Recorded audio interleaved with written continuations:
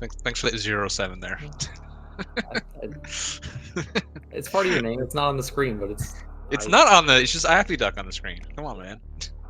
My Anyways, mistake. I'm doing good. How are you, Acer? Off to a rocky start apparently.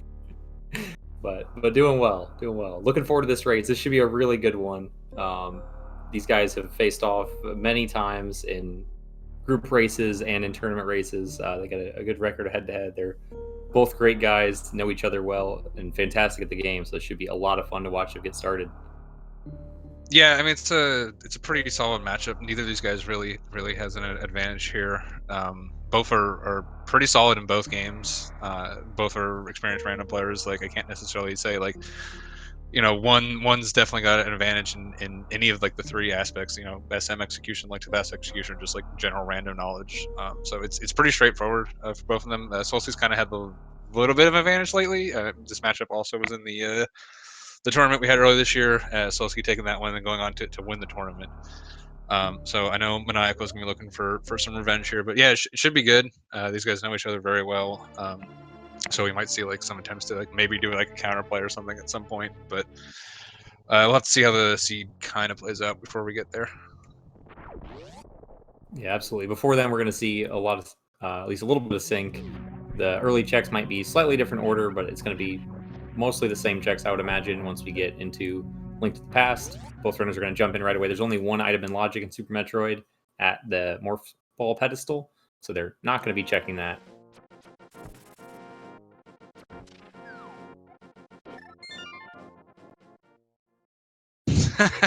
That's one thing you really don't want to see up there. Yeah, that's an awkward one because these guys are almost definitely not going to need it unless there's a weird case of that being progression in Super Metroid in a very niche case, but it's something you'd want to have. So yeah, the only way they're really going to get that at this point is if it turns out that a lower Norfair Hell run's on the table. Not logically, of course, but it is something that players will look to do if they think they can just completely skip Varia. In that case, if they have flippers and they have mirror, I would expect picking that up because it does make that hell run a lot easier. Either screw attack or plasma is almost required for that hell run, to be quite honest. Yeah, I mean, there's a chance that is progression for early Super Metroid checks, like the checks that are open by screw attack or by speed booster. But that would require a lot of Link to the Past items early with nothing for Super Metroid, no Morph Ball. So that's very unlikely we'll see that. Yeah, Hatch in chat made a good point. It's probably the most annoying SM opener, how it opens stuff. Opens up to Pink Burn Star, and then also opens up those missiles under Mother Brain on just two completely different sides of the map. So it's probably the worst opener. So at least they don't have to worry about that. We still have the possibility of maybe like a speed opener or even a Morphless Upper Norfair are the two other like non-morph SM openers that you can really see. Yeah, at least when they do get Morph Ball, they will have one pack of Power Bombs. Going in with no or very few Power Bombs can be pretty rough, but one pack really is a good sign. Yeah, one pack you can guaranteed get to Kraid and collect everything on the way there. 3 packs is really what you're looking for to do the Brinstar loop. Can do it with 2, but it requires a good bit of farming and it's pretty slow.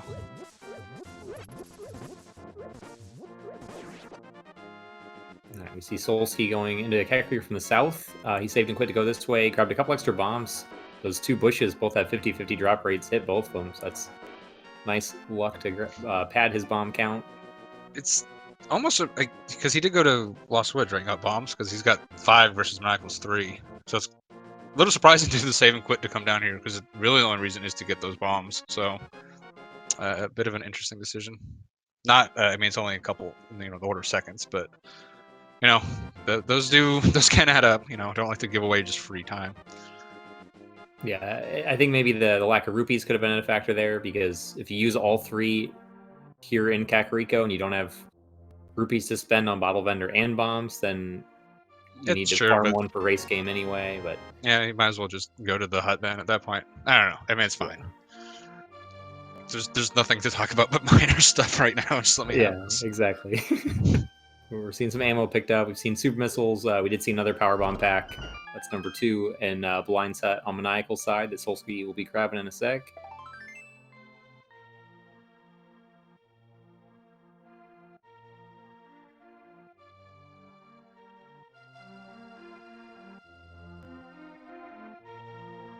Yeah, with them coming in opposite. Yeah, he's gonna come down here to this hut anyways.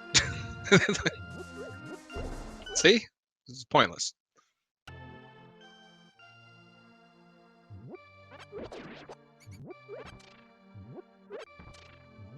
I forget this hut exists half the time, to be quite honest.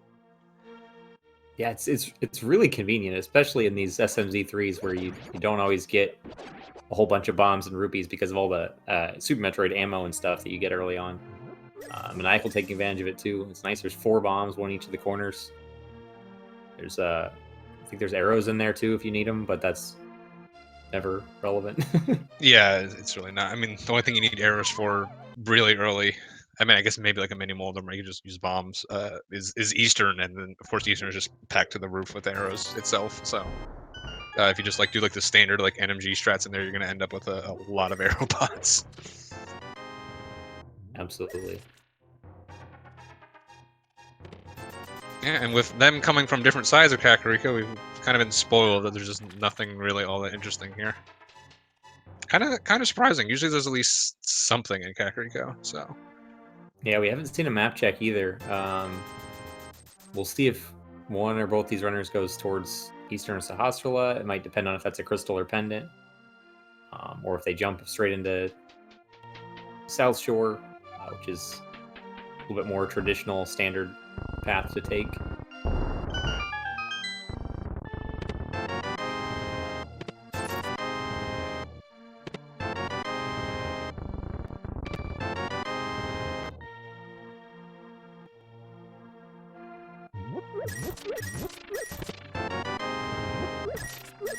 Yeah, so at this point they have potentially could do front escape, although it's pretty unattractive with their loadout right now. Either maybe go to Sasha or a mini Moldorm. I'd be thinking like I'd probably be looking at like Dam to Agina right here, just the fact that I came up so dry, and maybe look to come back to mini Moldorm afterwards. Yeah, that Agina check is one that feels like a long walk, but hey, you really can get burned badly if you don't check it before jumping into Super Metroid. And if you go east towards Mini Moldorm Cave and you find a bunch of value, then it feels worse to take that long walk than if you just do it early. Yeah, I've said this a couple of times, but like you're generally not losing in these by 30 seconds. So like that Agina play doesn't feel too bad early on in this. Like at least with like maybe like a Pendant Eastern or even Escape, it's like those even though there's more items on there, they do take several minutes total to clear out, so it's a little bit more valuable to skip. But Agina just being so weird and isolated over there, I don't know. I like to clean it out early. Although I also don't do Ice Rod Cave, so you know shows because that I try to do that with Dragon a lot if I have Mirror.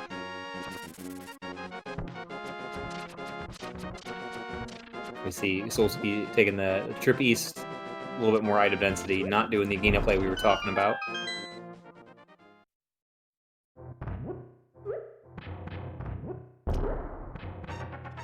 Yeah, like there's somewhat of an inclination to put this off to maybe like get a Moon Pearl or something, do the fake flipper, or even money for Zora. But he's coming up so dry so far in the seed. I think just going to the place that has five items also is not a bad call either. Oh, and there's some money. Right. Ice Rod's not really all that helpful. Ether is useless right now. Bombs and bombs. Okay, so some nice stuff. Ether and Ice Rod might be useful much later, but I mean 300 rupees still doesn't even get you a Zora. Ice Rod you don't really have the magic for. Ether you don't have a sword for. So I guess he's happy for the bombs. Yeah, Solski doing a nice job dodging that crab. It's a really tight space to navigate that, and he can only take 2 hits from a crab. He's got to be very careful. I missed what was on the ledge that Maniacal just peeked over at Desert. Yeah, I didn't see it either. Like rupees, I believe. It was red. I think it was just red rupees. But I didn't get a good look at it. He Red is gonna check. is pretty unvaluable generally, unless it's like Kane and Samaria is like the only thing. Yeah, lamp, fire rod. Yeah, it's pretty limited. There's a lot more good blue items.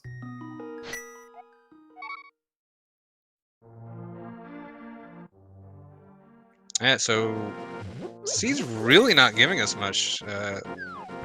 Looks like Solski might be making the escape play. Maniacal's heading to Eastern. Yeah, I'm a little more inclined to agree with Maniacal on this one. Eastern escape can only literally have just one chest in logic right now. Oh, I guess he didn't. Did he? He never did Uncle. Okay. Yeah, yeah. Neither of these guys did Uncle yet, so that's 2 more that are in logic. And if that first one is the key, then I guess it does open up 2 more in the front of escape. Yeah, I mean that is true. With Uncle, I think it makes sense, but he Yeah, almost might be thinking Maniacal would have done it. Yeah, I mean at this point there's so little left. I don't think if you're probably priced into this Eastern check, no matter what at this point. Again, it being so early, it's not that big of a deal.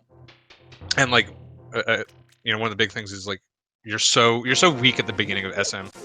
Doing some of these extra checks just to get a couple extra supers, or I think Maniacal did get a super there, but just extra supers or power bombs or anything like that.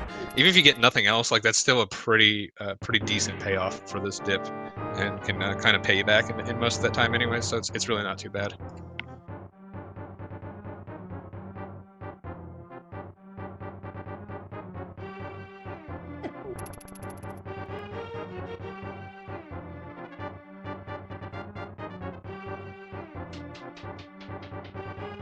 Yeah, so this first chest will let us know how much of this is actually in logic. We need at least that key to put the rest in logic.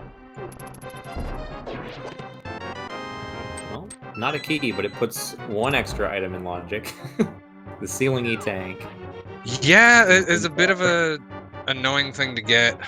We still had that one item. I mean, it could also just be on Morph Ball Pest, and that high jump is a complete red herring.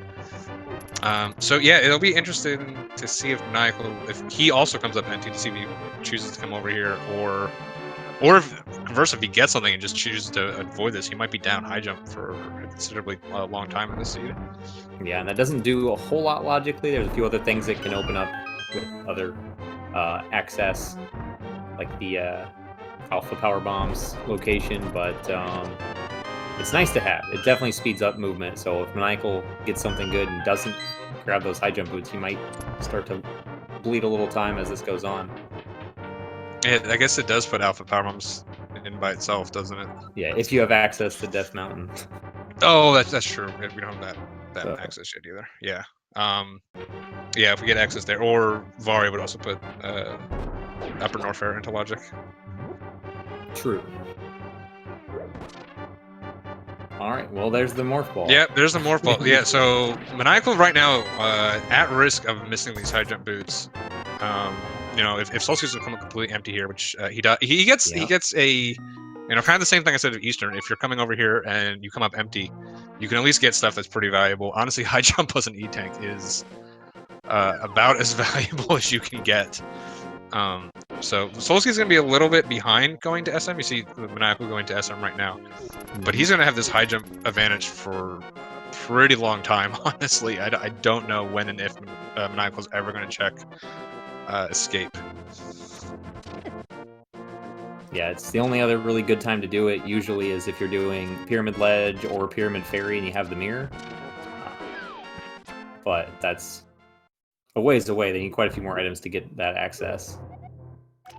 Yeah, it's generally the time to check it.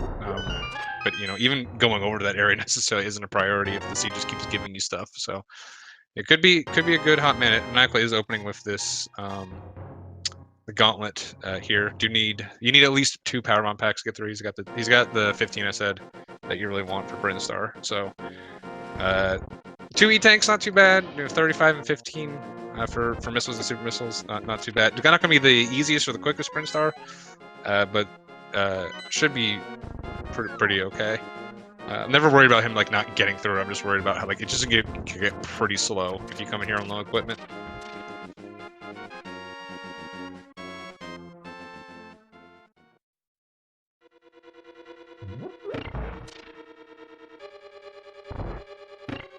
And we did see, I believe it was 2 items in Eastern Palace. I know the map was in the big chest, and Maniacal didn't opt to go through the vanilla big key in the dark. Only 3 hearts, so that's actually pretty dangerous. Especially if you want to do the damage boost to get that chest, you need 1.5 hearts minimum.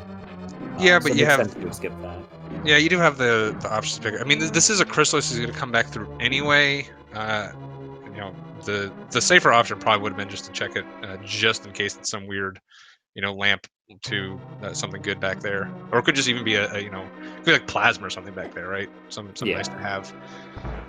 Depends if he did have the big key. I suppose if he did find 2 items, he could just be opting to skip it completely later on. I just go straight to the boss later. So Oh, yeah, I sorry, it mean, was 1 item. oh yeah, So it I is still one. put the compass right there. So there's guaranteed an item over there. Yeah, I think I'd prefer him to go and check it then. Yeah. Honestly, you might want to just try to check it, and then if you take a death, and then Yeah.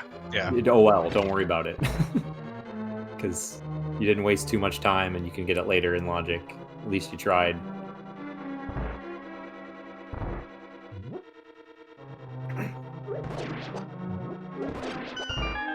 Maniacal coming up to some of the more dense areas here. See if he gets anything good.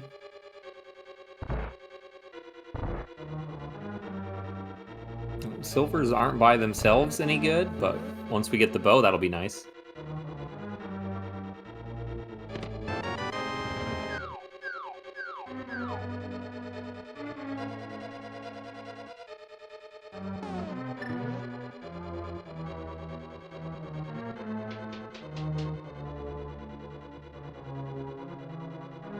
Yeah, we do see Solski making that play in the dark. Good use of that ice rod, and I don't know where he got all this magic. He's got a little bit extra. Must have been from an enemy drop to make that a little bit safer.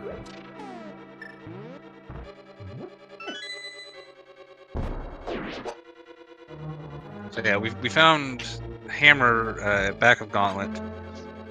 So at least part of this run loop is required.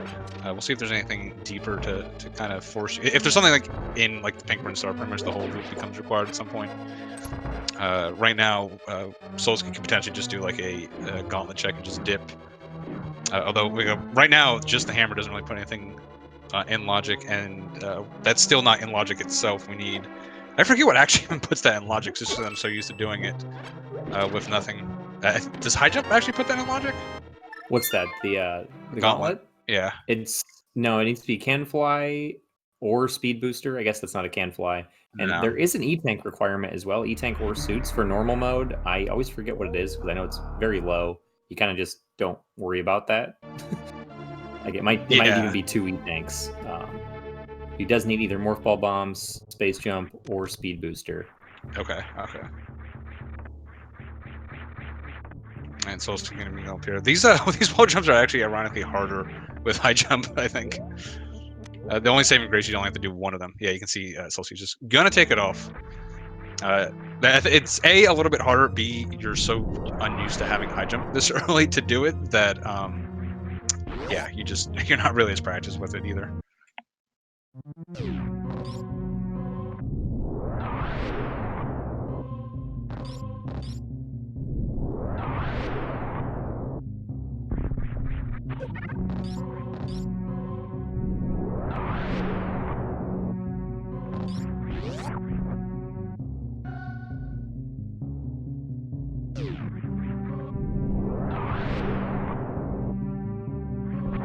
And so far, the high jump advantage for Solski not helping too much, mostly because he turned him off. Really going to come into play if we do end up finding speed. Speed without high jump is just awful. And yeah. Conversely, speed with high jump is kind of most people's sweet spot because most of the speed runs are done with that loadout, so most people are very comfortable with them.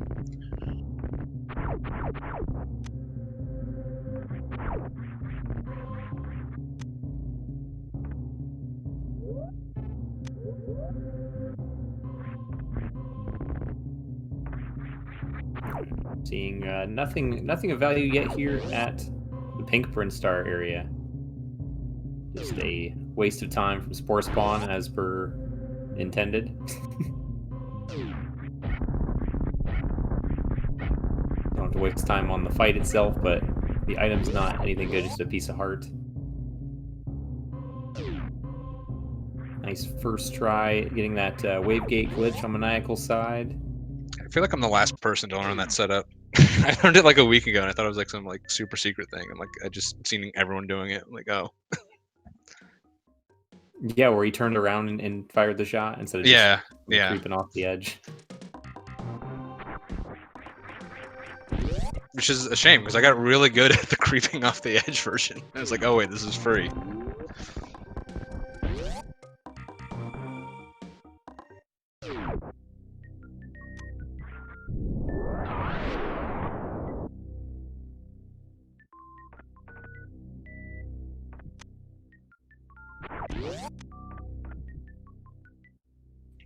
Yeah, so far Brinstar coming up with pretty much nothing except for that hammer, and again that was very early and not actually in logic yet. So we will either need Morph Ball Bomb, Speed, or Space Jump to be showing up sooner than later. Yeah, there's still quite a bit open here in Blue Brinstar, quite a bit in, I guess not quite a bit, but a few checks in Upper Norfair as well, the high jump boots area. Yeah, and then down to that whole crate area, which is kind of like separate from this whole loop here. Right. Whatever puts that hammer into logic will also put wreck ship into logic, though. Though I guess bombs actually don't put it into logic by themselves. So if we find that, wreck ship won't be in logic, but probably wreck ship will be in.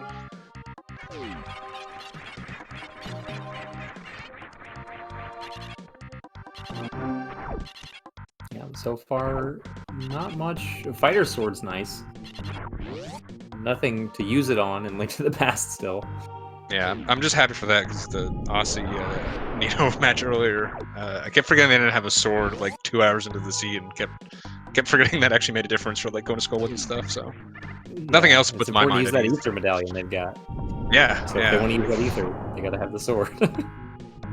Yeah, and at this point, I mean, I guess Solski does have an option. There is a kind of an alternate route here where you just go through green Brinstar down to Kraid, kind of like the normal KPDR opening. So we'll see if he goes to Retro or if he goes straight to Kraid. So he might miss that sword right now. I can't say 100% he's going to get it. I think he tends to prefer finishing the loop, though, so we'll see. Yeah, and his decision might be swayed too by what he's found. You know, if he had found some value, he might decide to push down towards Kraid, but with nothing, maybe thinking, you know, how much he needs. That's a lot of checks that are going to be hard to skip. Yeah, and like Maniacal has the option here of coming all the way up and then going down to Kraid. Normally, which Solski could do too, obviously. So yeah, we'll see what they end up picking. Solski obviously not having to do that setup has high jump boots. That setup for that is a little bit easier because you have the extra reach to be able to get to that required pixel there.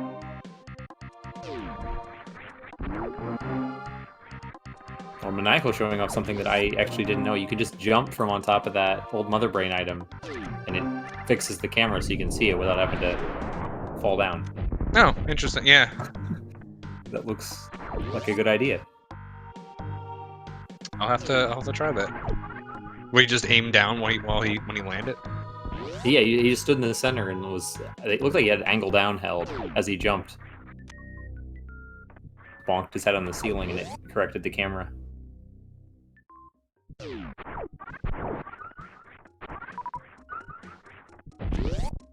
But he did not opt to get the item, just another heart piece. Yeah, so also you have a couple nice farms there. Just again coming through here with low equipment. You know, being able to get a couple farms in here pretty efficiently is a pretty good skill to have. So those are pretty slick there. I think that's like the second or third like 50 rupees we've seen down here. So I think these should be good for quite some time.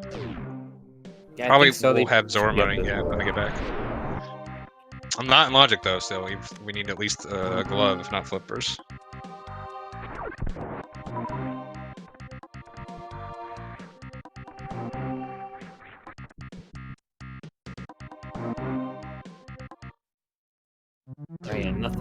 bomb Chorizo, not even a fight from the boss, since they don't have more fall bombs. Maniacal's heading back to the ship, probably going to refill his power bombs, and then we'll see where he opts to go. Yeah, Solski's in a little bit of trouble here with taking that hit at 24. It should be okay. Nothing really is going to be all that dangerous from here on out. Really, the only tricky part right now is going to be getting into Billy Mays up onto that John Cena bridge. Yeah, the high jump boots. Again, this is one of the other very few places where they can be a hindrance. It makes it a little bit harder to jump through the door and land properly with high jump boots. Yeah, it's not. It's actually the worst is high jump and speed without gravity. Without gravity or space, if you have one of those, obviously you just jump up. But yeah, it's actually the hardest with both of them. Same is actually true for the wreck ship E-tank. If you see players do the late croc route for Hundo, they have to do some pretty tricky, either a bomb jump or there is a very difficult jump to get over there. But most people aren't brave enough to go for it because it's very difficult and very tight. So they can rando a lot. You'll see players just turn one of them off to make that jump if needed.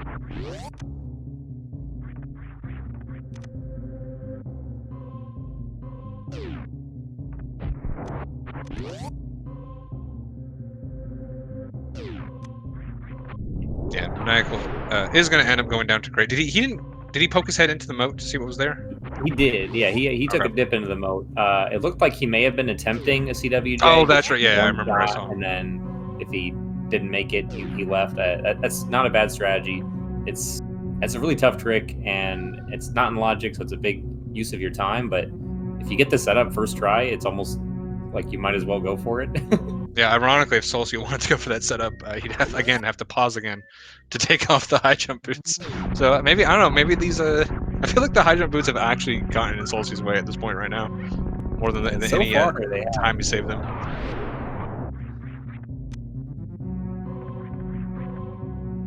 Okay, Solski not showing me the camera trick. I was hoping to see it a second time.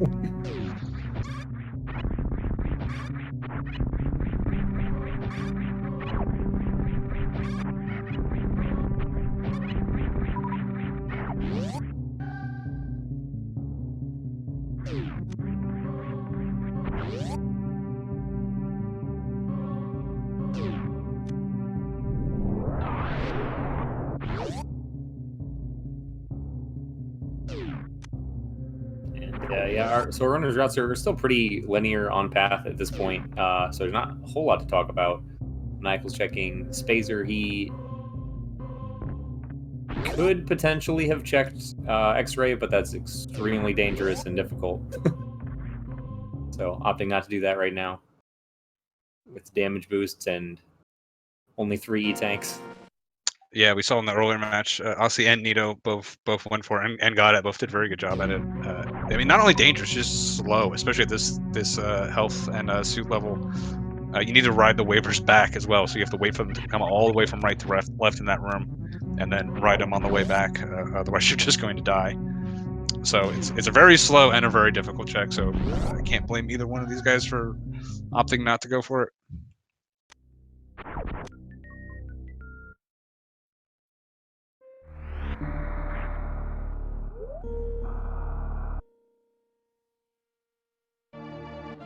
Solski showing off a potential, just a really minor variation there. He took the portal to basically lock in everything he had before checking Bomb Chorizo. That way he could just reset instead of backtracking through those couple of rooms. He wants to go to the ship anyway, so it puts him right there. Is that actually faster without the fight? I think it. I don't know. If you have to do the fight, it is. But I mean, the transitions are just so slow. Like I haven't actually set it on time, and I'll have to look at it. But yeah, it's with the fight, it's pretty slick. Without the fight, I think it's definitely marginal either way. It's going to be very close. However, Solski not setting it for the CWJ, so he's probably just peeking in here. Yeah, gonna grab those supers. Yeah, 35 supers already. I mean, we're in Kill Ridley territory already for these guys. Definitely would like a suit though to do that at the very least. Either that or a few more E-tanks, maybe. Yeah, a few more E-tanks and probably flippers and mirror. You know, get that screw attack. Yeah, but especially with high jump for Solski, doing the high jumpless lava dive is orders of magnitude harder than the high jump one. So that that might be another place those high jump boots come into later if we do see a Vari suit. We may see Solski opt to go ahead into lower Norfair, where Maniacal might be a little bit more reticent to try it. I don't think either of these guys really has a high jumpless really in their repertoire of bag of tricks.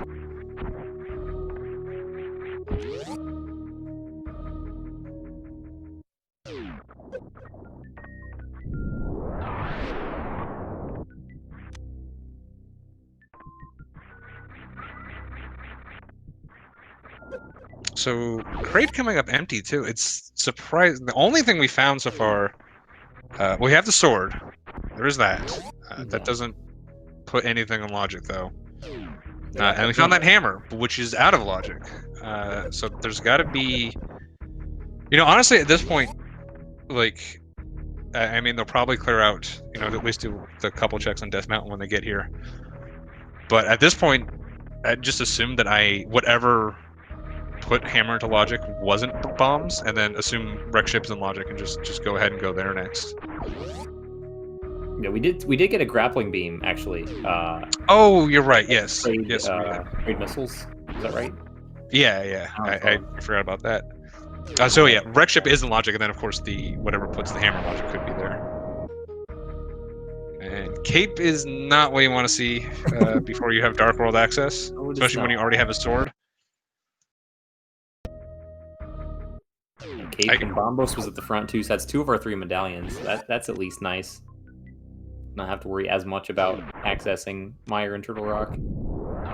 Yeah, the big one is Mire. If the game is going to require you to do it with a lava dive as opposed to having the flute and the mitts. So having a bunch of medallions definitely plays into a player's thought process of when they would be looked to do like a lower Norfair play.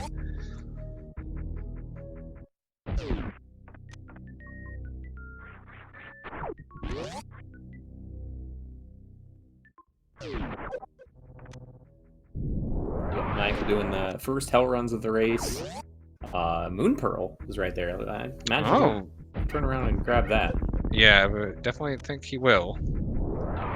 It's going to take him just a second to make sure he does this room correctly. He wants to enter it right so he doesn't waste too much time in here. Yeah, I think that's the smart way of doing it, is just re-entering up, and he falls down. Now, he does have plenty to Crystal Flash. Yeah, he recovered. Very nicely done. Way to stay calm and finish that off.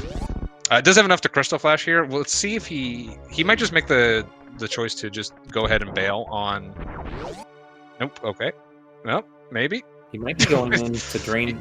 Well, I don't know. Yeah, I think he's going to take the Crystal Flash here. Yeah. He's going to take the Crystal Flash. He's just going one step here. And needs the heated room to damage him down anyway. We'll creep a little bit closer to his objective. Yeah, so now we know all of Dark World is locked behind Varia at this point. This is normal logic even for just that one room. Varia is required logically. So far we've broken Hammer, which requires either Canfly or Speed, and but I guess that is also behind Speed too, isn't it? Because of the mothball. Speed and Varia. So yeah, Speed's got to show up soon, which is good news. Again, good news for Solski, because he will have Speed and high jump, where Maniacal may end up dodging that high jump for a very long time, and Solski's just gonna have a pretty decent speed advantage to the rest of this. I mean, you can see, like, at this point, Solski is only a couple rooms behind Maniacal. Solski having, of course, did all the escape to get those high jump boots. I think he definitely narrowed the gap a little bit in that Brinstar section that they both did. Yeah, he lost a little bit there on the Kraid fight, but not too bad. It's tough when you have to clean that fight up when he stands up, and his first super missile was just barely too early to get that quick kill. But his movement through the rooms, as you said, has been a little bit smoother, made easier by that high jump.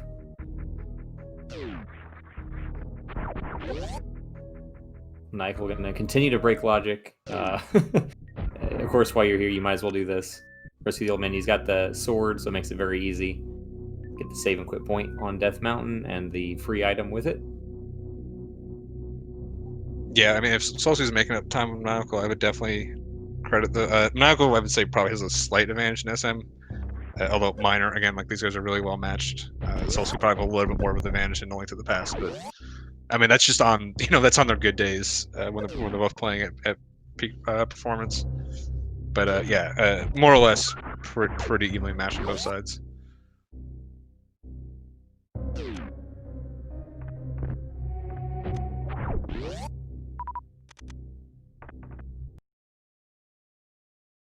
Yeah, so we'll see what Maniacal does. So where is this speed hiding? Like, it's got to be wreck ship. I would imagine. Oh, we have. I keep forgetting we already have grappling dude over there. Yeah, you're right. It's got to be wreck ship. Yeah, which is, if you're thinking that's there, it's kind of nice because you're a little less worried probably about orphaning the wreck ship reserve location. Yeah, that's a good point. Wreck ship. Speed's there, you can just grab it while you're there. Yeah, I mean the same with the Brinstar loop, although they ended up just doing that right away. You definitely want speed for both of those. Maniacal never did many more of them came. Interesting. I think there was 300 rupees here, so he's going to have the option to fake flip or do Zora, and he's already got the Moon Pearl. So obviously all this if he does all that, all going to be out of logic, but might be able to spike something pretty nice. Yeah, he's going to get those rupees. So yeah, I'd like to see with that Moon Pearl out of logic. I think a fake flipper here makes a lot of sense. Yeah, I would agree. I think the play here is do the fake flipper and ignore Ice Rod Cave, and just look to clean it up later if you can find that mirror.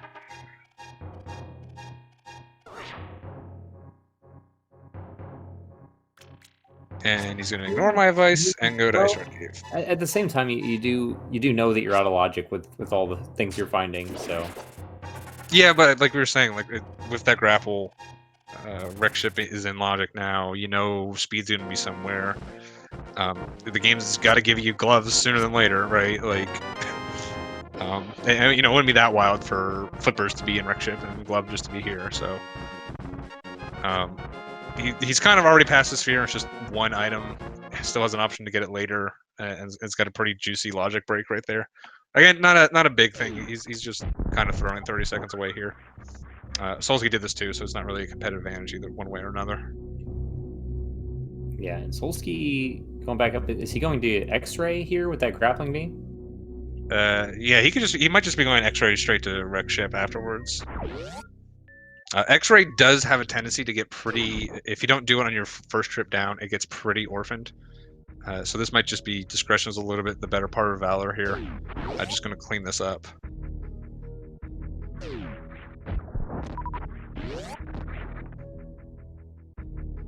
Nigel takes just a couple attempts to get that fake flipper set up, but nicely done. Going to Hobo. Then he'll fake flipper back out of Hobo into Zora area, I imagine. Oh yeah, I'm just realizing Solski didn't do that hell run at all. That's surprising. I know he's a huge proponent of those. Just that hell run is so easy to do, and it's very quick to just go ahead and do it. He views it almost the same as like the early supers, mock ball. Except of course you need just a little bit more energy to actually be able to do it. But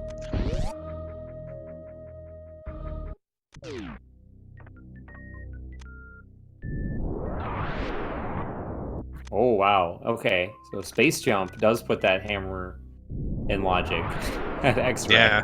Yeah. So that's the logical. Actually, that's one of the best things for to be there for Maniacal. Obviously, besides like 20 rupees or something. But if something's going to be there, Space Jump's not the worst thing. His problem right now is that's two. Kind of like two of the items that could get him through that lava dive. Although I guess if he just has gravity, he can just go ahead and do it anyways. Yeah, if it's our only can fly, it will be bad for Maniacal. But if he finds Morph Ball Bombs, finds Speed Booster to help him get to a lot of these locations, I think he'll be okay without it. Just a little slower. Yeah, I mean, Speed's solves most of the can fly issues, even if it doesn't logically, most of the time. Like really, the only thing that's hard locked behind Space Jump is the GT missiles. So if something's there, then it's gonna be very bad for Maniacal. But that's it's always pretty rare that any one location is gonna have something. Yeah. Yeah, I missed what was on the Zora ledge, but it's just E-Tank at Zora and 2 E-Tanks in the Waterfall Cave, so a lot of health. Good for hell runs, but not required. And with the reset, looks like he's probably going to go into Wreck Ship as well. Be right behind Solski. Yeah, so Maniacal's kind of at this point, it kind of looks like Maniacal's trying. He does have the Moon Pearl over Solski. And he does have those extra E-Tanks from those checks. Checks that Solski will probably do at some point anyways.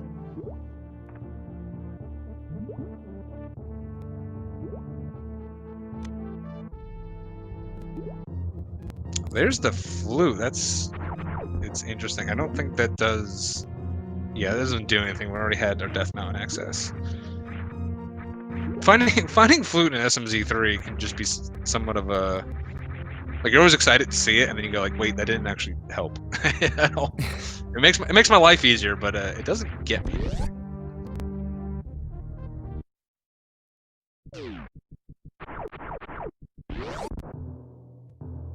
So, I mean, at this point, honestly, I wouldn't be surprised to see speed and gloves over here. Either that, or somehow gloves are also behind like speed at Waterway, and I don't think either of them checked criteria supers. Well, that's not what you want to find. Yeah, the lamp. That's That is officially Aga for Dark World access. Now, it's a lot of logic. It's going to be a little bit more attractive for Maniacal at this point, but like at this point, especially except the Moon Pearl's still out of logic, remember? So literally the only thing that lamp puts into logic is Pyramid. But again, since Maniacal did find that Moon Pearl, if I was in a Maniacal situation, and I find that lamp and I realize that's Aga logic, I'm looking at hell runs now, looking at Upper Norfair and Crocomire hell runs, trying to just completely break that. Especially with 7 E-Tanks, like, he really, like, it's usually hell runs are slow because you have to, like, stop and Crystal Flash and farm.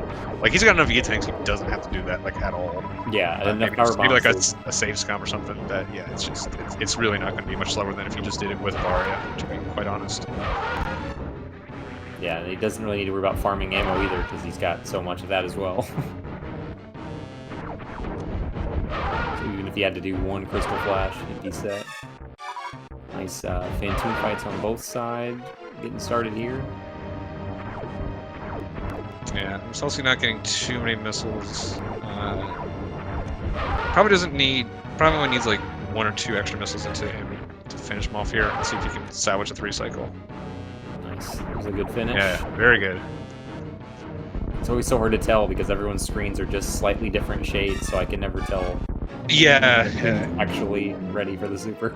You get really used to playing on your exact color correction for these bosses to figure out what their health is. Yeah, I think Maniacal almost could have gotten a 2 cycle there, I think. Or it might just be misreading this color.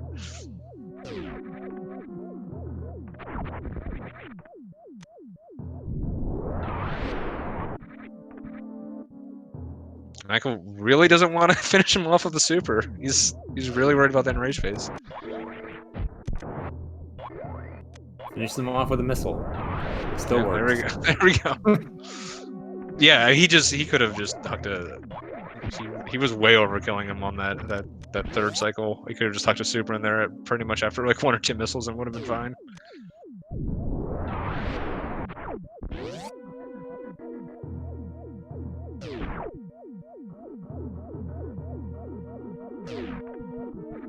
Yeah, Solski already turning down missiles with this ammo count this early. That definitely makes sense. We'd still be short for like a pure ammo mother brain kill, but there's just so much time left. You expect to run into at least a little more ammo. Yeah, absolutely. They'll get ammo or charge one path. And hopefully if they get charged, a few beams to go along with it. Yeah, just charge beam on Mother Brains. That if you've ever seen the low speeds fight, it takes a hot minute. Yeah, it's something I've seen, something I don't think I'll ever do. Yeah, every once in a while I think like, hey, I should learn low percent, and then I remember like the Ridley and the Mother Brain fights. I'm like, you know what? That sounds really painful. So I don't know. I don't know if I really want to. Okay, well there's the gravity suit, so that really could just push my glove speed prediction all the way into Meridia at this point. Definitely a pretty big find, and we know Varia can't be that deep with that Moon Pearl behind it. So lower Norfair is probably going to be a logic sooner than later as well. That was a really nice sponge bath from Maniacal. Get that first try with the power bomb. Since he doesn't have space jump, he doesn't have the high jump, he's got to do a little bit tougher and a little slower strat to get through there. But that was nicely I think done. This is where gravity is, right? Yes. Yeah. And he definitely needs to get it. Yeah, definitely needs to get it, and gonna be a little easier coming back.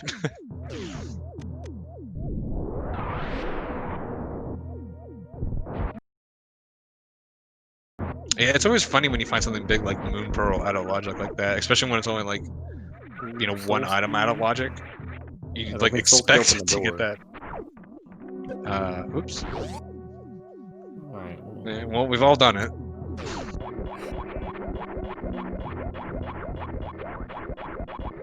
Yeah, sorry to interject.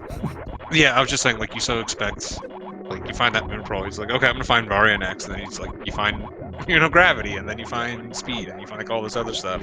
It's like, oh, that was actually, like, 4 or 5 spheres ahead of where I was.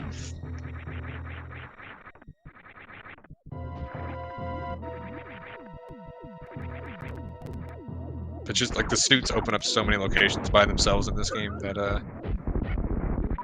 when you're expecting to find one item, it really can just be something else that opens up a very large chunk for you. You see a little look of surprise and a little chuckle on Solski's face when he realizes. It's nice having the cams up for these races. Yeah. Now, again, Maniacal not having really any movement items here. He's either going to have quite the time with these sky missiles, or he may opt to just skip them. With no movement items, they can be really, really painful to get. So skipping them sometimes happens to players, especially if you already found like gravity. So we'll keep an eye on for Solski's side. With space jump, you're definitely going to check them. See if that's going to be a thing or not. Oh, there's the glove without the speed booster. That's frustrating. But since the fact that gravity was already here, and they've done so much, this just feels like a required double dip wreck ship in this seed. So I don't think you are going to be too upset seeing those there, because it's pretty likely your opponent's going to be doing both too, unless we find something really wild coming up soon. Yeah, absolutely, and it's nice too for Maniacal when he sees this, because he's got the Moon Pearl already, so he knows, okay, well, I need Speed Booster to get my Moon Pearl for Dark World anyway, so it doesn't affect the logic any. Actually, that's a good point. All 3 parts of Dark World are behind. Well, I guess the hammers and logic now, right? Because we have the space. Yeah. Space jump. But yeah, the Moon Pearl and the gloves are behind Speed Booster. I mean, technically, the hammer could have been. You don't necessarily know how the seed was generated, right? Like, right. It could have expected you to get Speed Booster, and just so happened that Space Jump was also. Yeah, it just threw Space Jump there. Available. So Maniacal is going to be going for this. It wasn't anything on Solski's side, obviously, so it's just going to be definitely going to be a big time save for Solski at this point. You can just see how long this takes to bring these platforms to a place where you can get them. Yeah, this room alone is why I put off Wreck Ship without speed or space jump. Yeah, honestly, in Maniacal's position, I'd probably just take the gamble and go right past it at this point. Like, pretty much anything makes this just an order of magnitude. Even just high jump, you can like wall jump on from one to the other. Bombs, you can just do a bomb jump up here. Speed obviously makes it free. Space jump makes it free. Mm-hmm. But yeah, it's just without anything, it's just painful.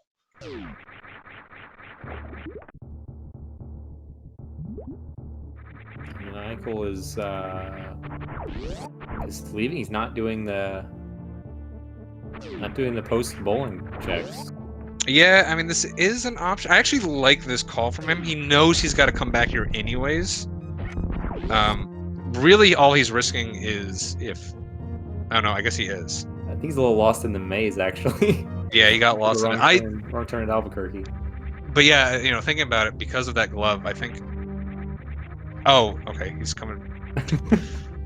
All right, well, that would have been a great idea if he didn't waste so much time doing it. But yeah, actually, I really like this call by him, unless specifically speed is at gravity or that missile, or it's locking speed.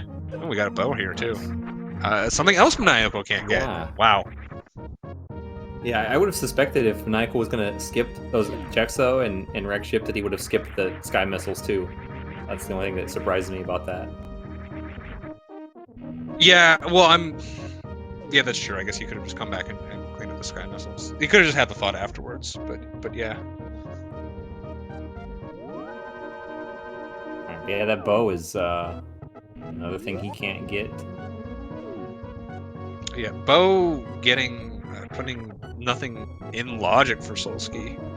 Oh no, wait, no, we have the lamp already. Sorry, so that, yeah, yes, that puts Armos in logic. Armos does have an item as well. Yeah, we did have that confirmed.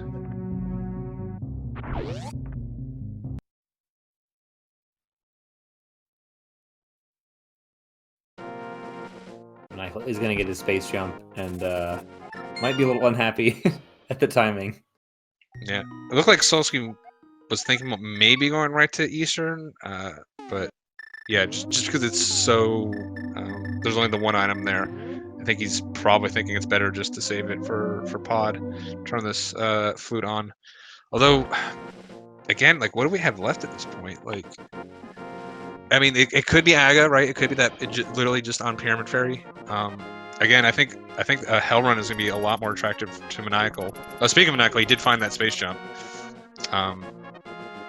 Yeah, if that glove wasn't there at Wreck Ship, I'd actually be really worried about Maniacal just never getting that bow. But since he's going to have to clean up that Wreck Ship at some point, he'll probably also clean up Criteria PBs at the same time. So a little bit of a saving grace there for Maniacal. But yeah, if I'm Maniacal, I'm thinking Hell Runs right now, just because of Aga's looking like a pretty, kind of a strong possibility. It's really weird. It's just Moon Pearl isn't just hanging out there, and we don't have access to that yet.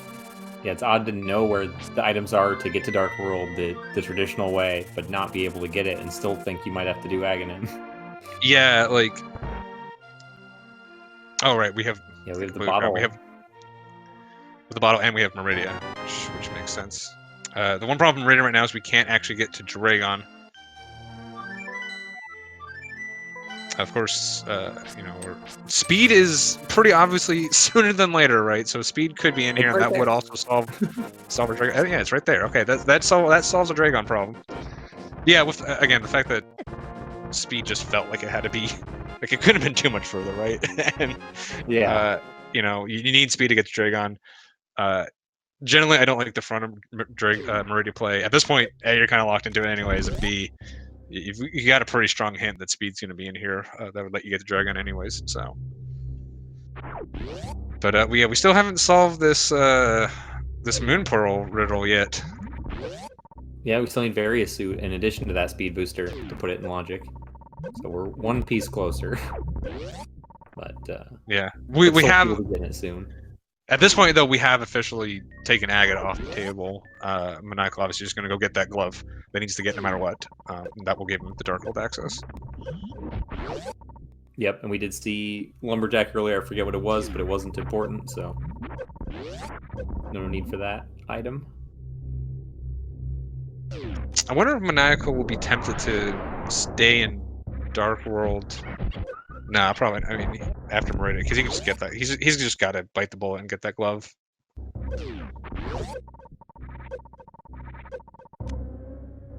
So yeah, this is pretty much a hard required double dip of Meridia, of Wreck Ship, Gravity Suit being in there, and then Speed being in Meridia, and then Glove being at the wreck ship reserve. No way to avoid it. So, well, no, they have. I guess if ice was somewhere, they could technically avoid it, but no one was going to do that.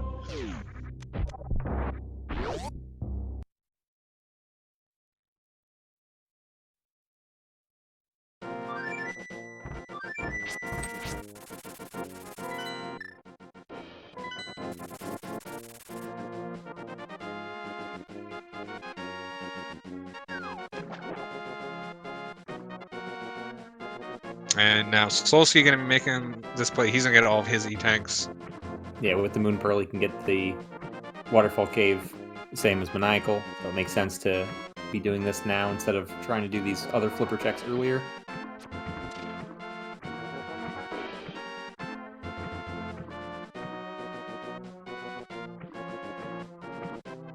Yeah, I mean, these guys have just really played the seed very similar. I mean, to be fair, it's been pretty linear, but they've pretty much been right in each other's footsteps the entire time.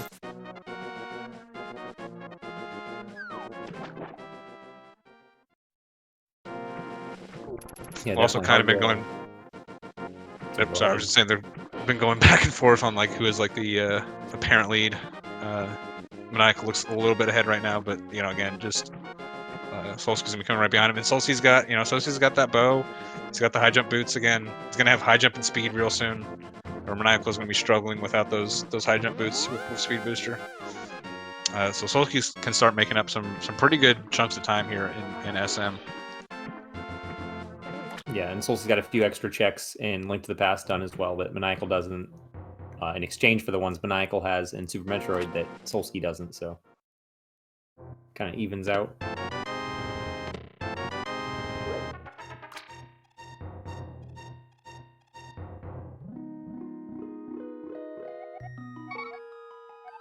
Yeah, I think right now Solski's position is looking a little bit better. Already having the bow, I think his route overall has been just cleaner for the seed.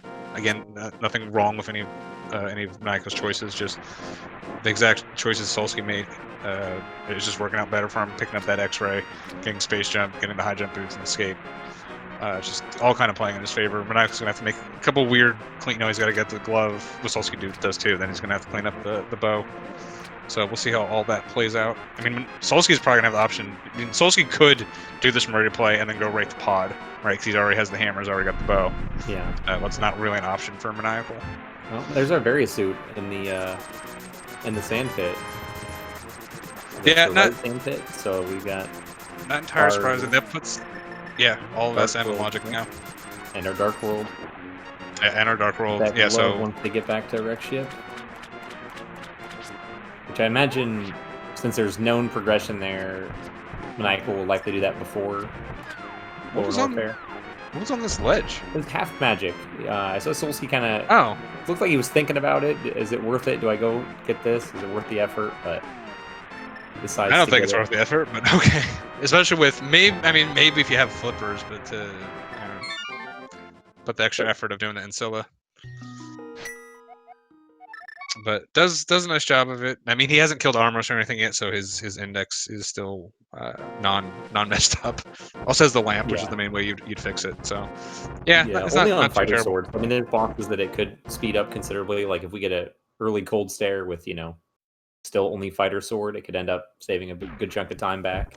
Yeah, but he's got the bombos too, which kind of does the same trick for you, right? Like. Yeah. So I mean, whatever. It's if he loses by 10 seconds, we can laugh at him for having half magic, I guess. But it's unlikely to be the difference maker here. Or if he wins because Maniacal runs out of magic somewhere.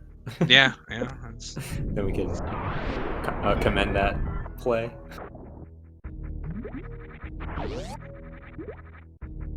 Maniacal with nice Buffoon fight. Maniacal making sure he got his precious missiles. Making some good time through Meridia here. Almost fully decked out, so it's pretty nice. Not able to do full half-8 with no high jump boots though.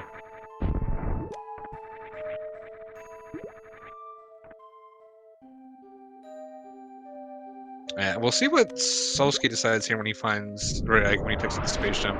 He does have the option of just dipping and going to Dark World right now. Although I just with getting the speed jump speed in Meridia, it just feels like killing Dragon at this point is a pretty natural decision. Or no, he is just gonna dip. Oh, he isn't a non-material yet. Oh, okay. Yeah, he looped around the top to grab the speed booster right away before doing this check. That still might be an indication he's just planning on dipping then to make the loop just come out. But we'll see. Yeah, that's a good point. If he is leaving, this would make a lot of sense. Yeah, in which case he is going to miss that Varia suit. Maniacal, meanwhile, getting a very, very high grapple. I don't think I've ever seen a grapple kill that high in the room before. It does get through it. So good job, Maniacal. And Solski is leaving. He's going back up to wreck ship. It looks like get his Dark World access. Yeah, this is justifiable. You know, maybe looking at backdooring Dragon and later. Where exactly was Varia? It was the right sand pit. Oh, the right sand pit. Yeah. Yeah, it's pretty nasty place for it to end up being. Solski may end up missing it for a while. So yeah, the seat's finally opening up with both Lower Norfair and Dark World being in logic now. We'll see if Maniacal goes ahead and does continue to Lower Norfair now, or and Norfair in general, or chases Dark World. I kind of think, I mean, I kind of like Lower Norfair as early as possible in general. Although at this point, you're probably priced into doing Upper Norfair. I think in general, doing a Link to the Past as soon as possible is the right call on these. So we'll see what Maniacal ends up choosing here. Yeah, he's also got a choice of whether or not he wants to do Shack Tool, because he reset the Varia suit away. He's got to do the right sand pit again. Does he? If he doesn't do Shack Tool with that, that's what you normally would do. He might be putting that off for a while or forever. Yeah, I think probably what I've done in the situation is, you know, I've gotten that speed. I would see the Varia suit in the right sand pit. I think I would have bailed on that. Like, I had to have the intention of killing Dragon, but seeing this Varia would have made me grab this and then just go all the way back down. And then I may have ended up going to Lower Norfair at that point. If not, just, you know, maybe I'd go to Lower Norfair with the intention of getting the other glove. You know, would be a pretty slick play. And then you only have to clean up the other one when you need mitts. You know, so like maybe when you find hookshot or something, and you can do all of Death Mountain in one go. Go ahead and grab those mitts. So, yeah, I mean, this is interesting. We'll see how this feed opens up, but pretty linear to start, and all of a sudden we have like just a lot of options on the table. We got Pod, we got Thieves Town, you know, a couple of the other big early Dark World checks like Hype Cave, all of Norfair, Lower Norfair. Yeah, so we'll see what these guys decide to do.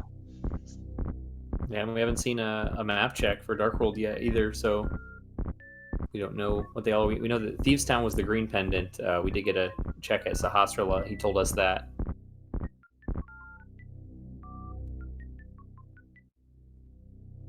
Yeah, so I guess we have Pod and Eastern. Pod's pretty juicy. Maybe you want to do it with Mirror, although I don't think you worry about that too much. You know, you can just come back to Eastern. Although, you know, Pod's also fast with the Mirror. You know, it being a lot of, I think with the bow and the hammer, and I mean it's fully in logic, right? With the lamp and everything. So I think Pod's a pretty strong play. Just there being 5 items in there. Definitely a nice dungeon to get off. Doesn't really benefit from go moding or anything either.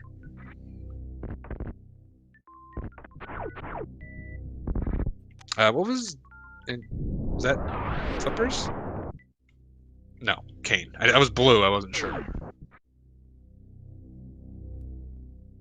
Yeah, if it's the blue cane, we don't really need that with the cape already. We have access to Fight Cave.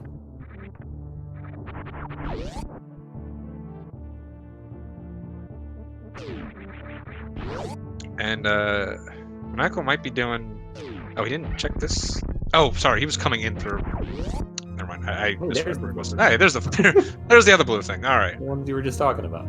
Yeah. So That doesn't put anything in logic, because Zoro puts half magic in logic, so I guess you can go get that. But yeah, we didn't find any progression in the flippers areas, so that doesn't really put anything in logic for us. Still nice to get. You know, Swamp is more likely than not a crystal, so probably required.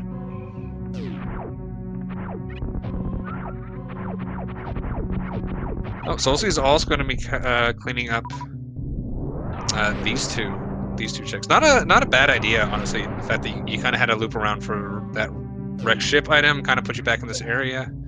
Solski was the one who already had bow, so that's not a concern for him. But yeah, I think the fact that you kind of had to do that wreck ship trip, you know, not a terrible idea to come back here.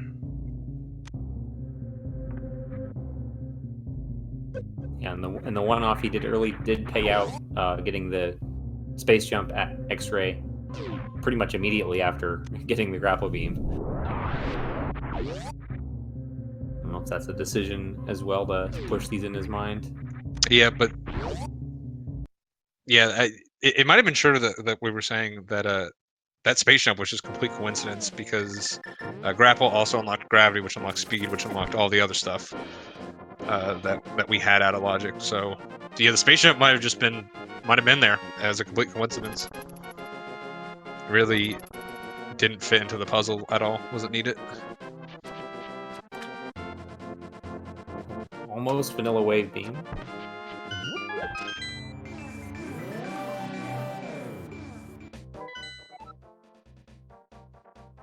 There's our spring ball. Hey, okay, so we do have, I think it was Ice and Swamp were red crystals, and then Meyer was the other pendant that we didn't know. Or wait, there's another. All the pendants on the left side. Skull, Thieves, and Meyer. Oh, okay. Yeah. Oh, left side of the map. I was like. Yeah, the whole left side of the map. I thought you meant like. I thought you like meant the track. I'm like, that doesn't make any sense. Now we're starting to get a lot of these items we didn't have early. Mushroom and Mirror and Hype Cave, and the final medallion here, Bubble Mountain. Now, Solski's the one who doesn't have that Varia suit. You know, right here, honestly, going to get that screw attack. He's got a decent amount of E-tanks. Grabbing the screw attack here, I think would be a really good call. And I'd be thinking about just going ahead and just skipping that Varia completely at this point. With where he abandoned it, like, he may end up having to do that. He may be looking to do Dragon fairly late. So we'll see what's in Norfair here, if anything is really kind of locked right behind that Varia besides Moon Pearl, which obviously is very easy to get. So easy to get, they both have it.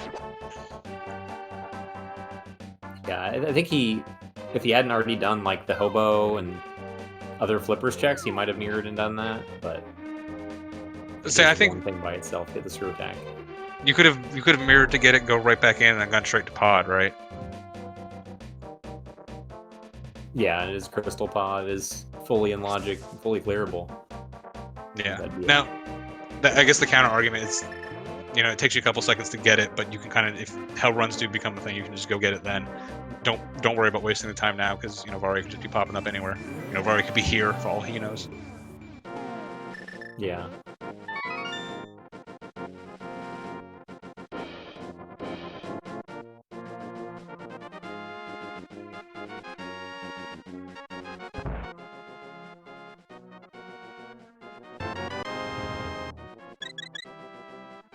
Well, that's certainly nice.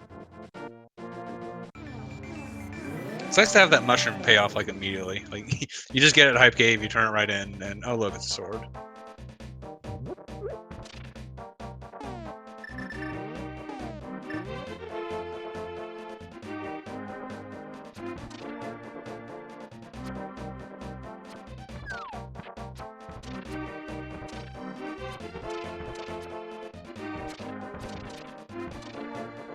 Oh yeah, actually, Solski doesn't have the flippers. I just realized.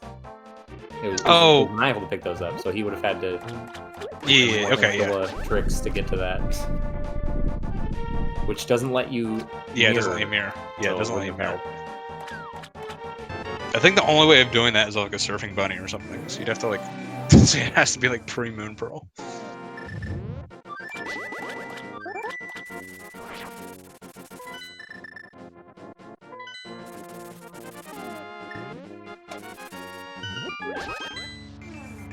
So far, doesn't look like anything good at Croc. Got our 9th E-Tank, so more than enough. Yeah, with Maniacal's loadout here, if he is thinking lower Norfair at all, I think the stronger play is to start with lower Norfair because it is so linear. And then since it spits you out into upper, do upper, and then you can kind of make the call to do Croc at the end there. I guess similar to like a left side swamp type situation where you get more information before making the decision on the slow thing. Yeah, I think a counterpoint might be that he doesn't have anything to do Misery Mire. He's got all the medallions and a sword, but he doesn't have boots or hookshot to get in, or the cane to complete it. Yeah, but he's got Mirrored Desert. He's got flute, so he's really only protecting against Mitts being in mire in that situation. If you have flute, like I become much less worried about doing a double lava dive, because you know it's fairly unlikely that Mitts are going to be over there.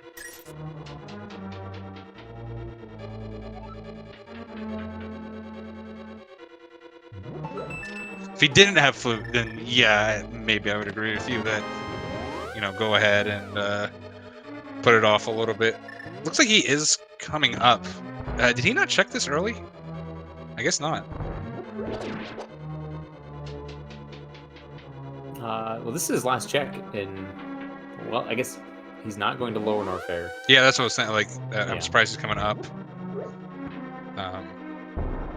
You know, just at this point, I would have expected going to lower Norfair. Yeah, it's surprising. You know, with that super count from Space Jump, you know, Speed Booster. Really surprised he's just not going right to lower Norfair right now. Again, he does know Dark World is in logic. Might be making the call to chase that. But like Dark World's in logic, he doesn't know where the bow is. To him, the only dungeon in logic that he has access to is Thieves Town. That's the one he knows is a pendant. So, yeah, I don't really know about the call of not doing lower Norfair there. It'll be interesting to see what his thought was. Let's hope he didn't forget about that Criteria Powerbomb's location where the bow was. He had a really good opportunity right there after the reset to check it. Hopefully he checks it on his way out of Wreck Ship. Yeah, I think that's slightly faster, probably, but yeah, that's what I was saying. I mean, you might just be thinking glove, glove, glove right here, and then hopefully you remember to get it. This was the one. I knew he had a nice opportunity to get this, but I was just questioning whether he's going to forget, because it does feel like something that's pretty easily forgettable. Well, this is a. I don't know what Solski's key situation is. If he's got the big key yet. But he does have some checks unopened in the front of Pod here. Hopefully, for his sake, it's not the big key up front in the dungeon, which would require him to come back this way again to open that big chest. Well, that's certainly nice. Solski clearly very excited for those boots. Yeah, I mean, if Maniacal does forget this Criteria Powerbomb's location, Maniacal might be missing those boots for a long time. That's going to be down high jump boots. He's going to be down only to the pass boots. That's going to be a real big hole he's putting himself in. Didn't get, he does have Varia. His one advantage over Solski right now, he does have Varia. Solski will have access. We know he'll have access to that screw attack. Does have a lot of E-tanks. If nothing really is in Varia, we may see Solski just not get Varia, get the screw attack and just hell run it. Yeah. Remember, he still doesn't have access to the screw attack without the flippers in Upper Norfair. Oh, right. Yeah, you're right. I keep forgetting. I'm like, I know flippers are available. He's gonna have it, right? We saw him. And he does get the big key right next to the big chest. That's good news for Solski. He is backtracking. Surprised he's not mirroring out to the front of the dungeon. Yeah, I mean, he still needs another key. I wonder if he's lost count. Doesn't realize he's down a key, and he definitely needs to get another one here. He Maybe just a little too excited about those boots and forgot his key counter is routing through the dungeon.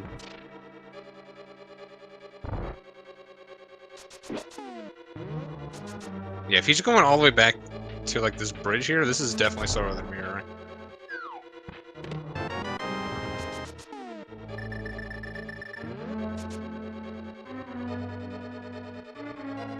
Oh, except he.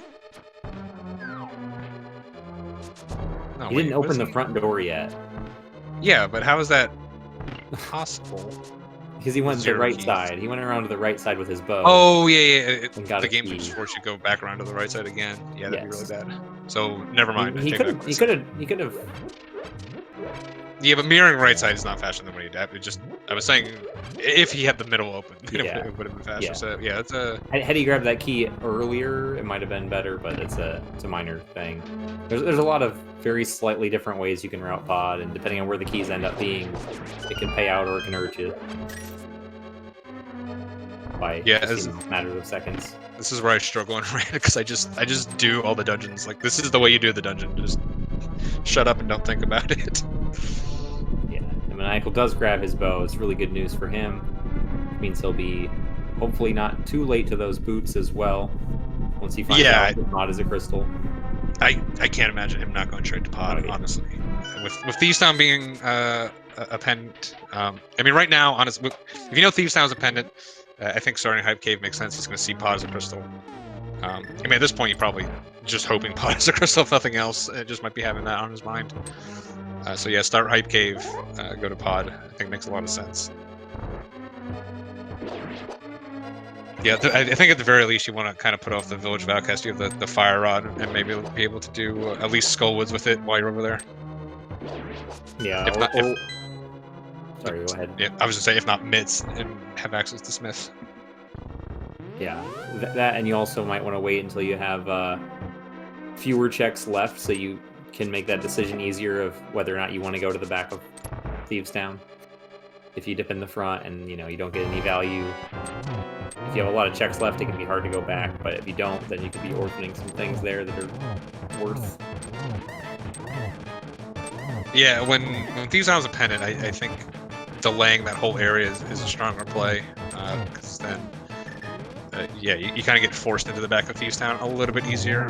When it's just like so much you have left, it's like, oh, what's the likelihood it's going to be back here? So if you have other good options, I think it makes a lot of sense to clear those off.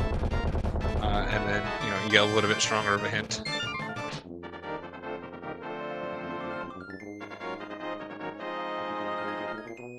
So Solski did full clear pod, right? He took a kind of unconventional route from Ray, so...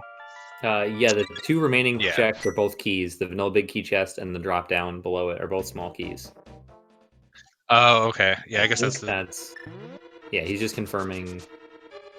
He's gonna check the door, see that it's locked, and remember, yep, there's two locked doors, two chests, so they have both the keys. You can literally see the gears cranking on the screen.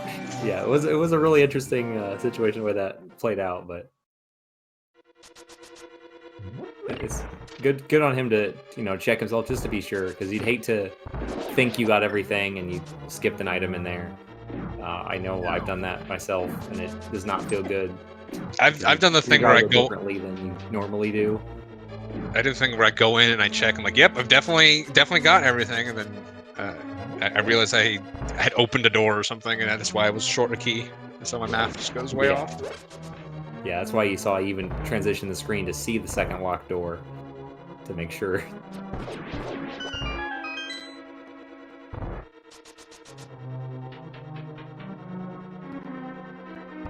Yeah, and then of course with that mirror, just finishing this off again makes 100% sense. Makes 100% sense. I really doubt, he's probably not expecting to find anything here, but you got to do it. It's literally never going to get faster. It's literally not going to get faster at any point. Nothing else you could possibly want. Just get your crystal and never come back to this area. I guess maybe a green pendant later, but yeah.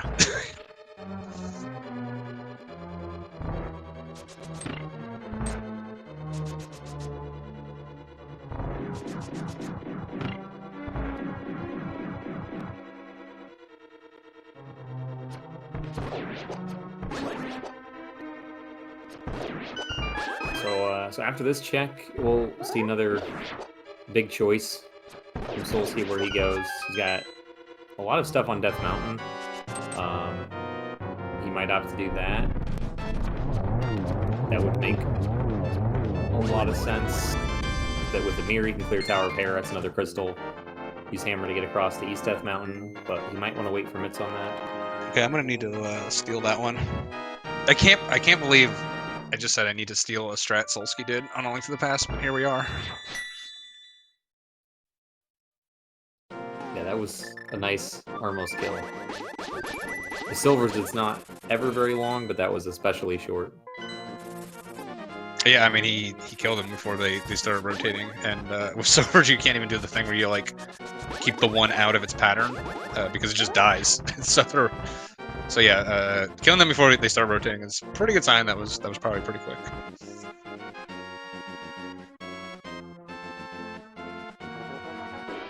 You see Maniacal a little tripped up by this key layout in pod as well, kind of indecisive, deciding where he wants to go first.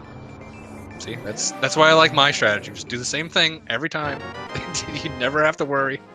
Yeah, he's opting to grab these two keys now. He unlocked that front door, so he'll need an extra key that Solski didn't need, but this is going to allow him to be able to mirror out from the big chest. So he'll spend the time now to save it later. I don't know what's going to end up being faster, but both are going to work out.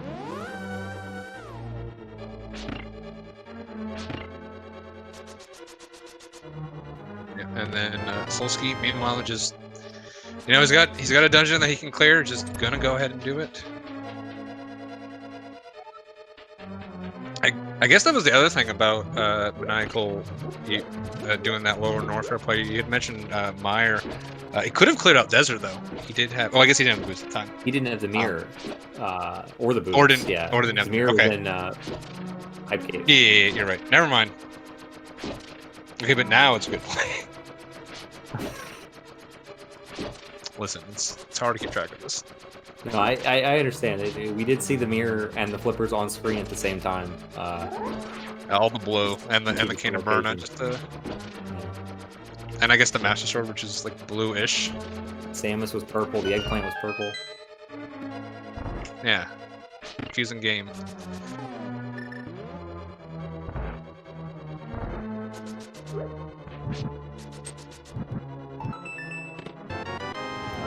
Solski did find one item here in the front of Tower of Hera, opting to be thorough, grab that big key from the basement, not do the Hera pot up the dungeon. Yeah, so I guess at this point Solski is like further in the seed, but is missing that Varia. Does have that. I mean, it's gonna be really hard for him to like get pointed out because the flippers are in Norfair. Grabbing that screw attack from maybe like a Hell Run would be a little tricky for him, unless he decides to Hell Run Upper Norfair on a whim earlier on.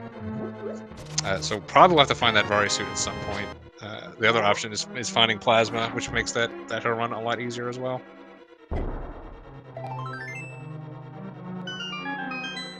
Yeah, chat corrected me. Solski does not have the hook shot. We did not see that yet. Mistaken. But he does find the second item is just a piece of heart, so nothing important here but the crystal. Yeah, I mean, we could also have a required item in Hookless Swamp, in which case Maniacal would have a big advantage having those slippers already.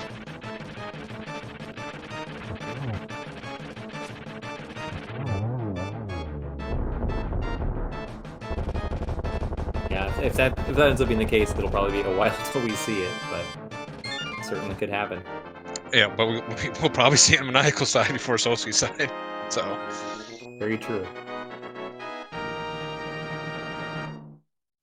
But yeah, again, I feel like what Solski's doing is pretty obvious with that, Pendant Thieves Town. A lot of stuff on Death Mountain does have access to the east side here. So again, really would not be surprised at all just to see Maniacal following in Solski's footsteps.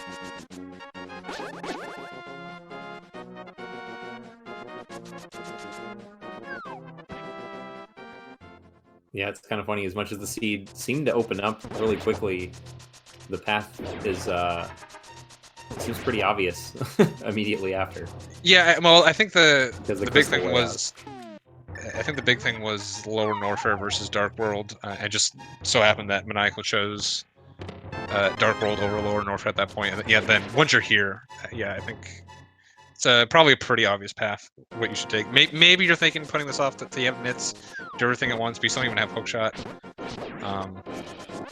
I mean, you know, Death Mountain feels very lucrative, but you know, we've all played SMZ3 where it's just been completely empty, just because there's so many locations in this game. So we'll see if Solski finds anything here.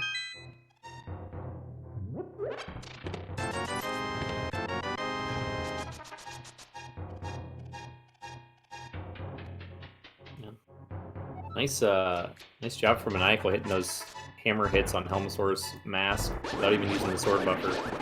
Didn't miss a single hit.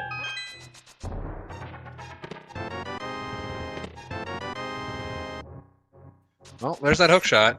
So, yeah, if Maniacal comes up here, which again feels like the correct play, he will have access to all the swamp. Solski missing those flippers, which is behind Varia, or a Hell Run if Solski decides to do that.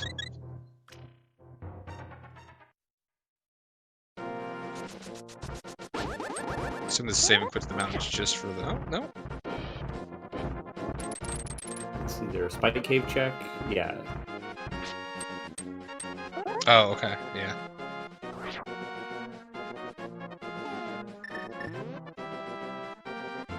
Yeah, I guess that, you know, the thing about finding the hookshot over on East Death Mountain is if you don't have those flippers, it really doesn't open anything for you. So he's glad to have it, but hasn't given him any more access in the seed. Although we do know logically that that does officially put Swamp into logic, which feels like is going to be a pretty natural play for Maniacal. Might give Maniacal a little bit of advantage if something else ends up being in Swamp. I mean, what are we even missing at this point, really, to finish the seed? We need Fire Rod, we need Mitts, and Kane. I believe that's it. Yeah.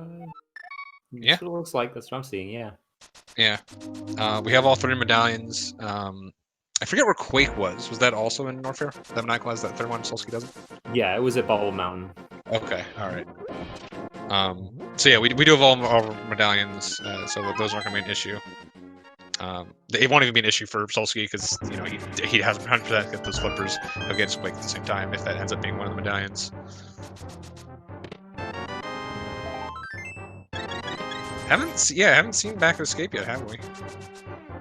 Or Dark Cross for that matter. Now that I'm thinking about it.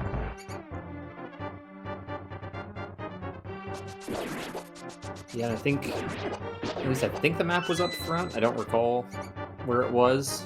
I think it was because I think there was only 2. There was just an E-tank and high jump in the front when Michael did it. Because I remember commenting about that. So I think it was the second chest in the front.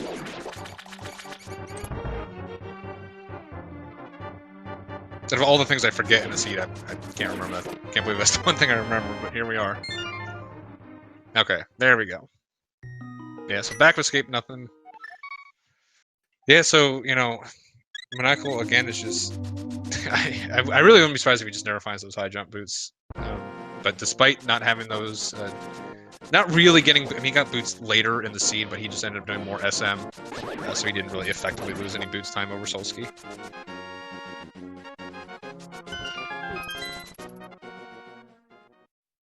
Yeah, absolutely.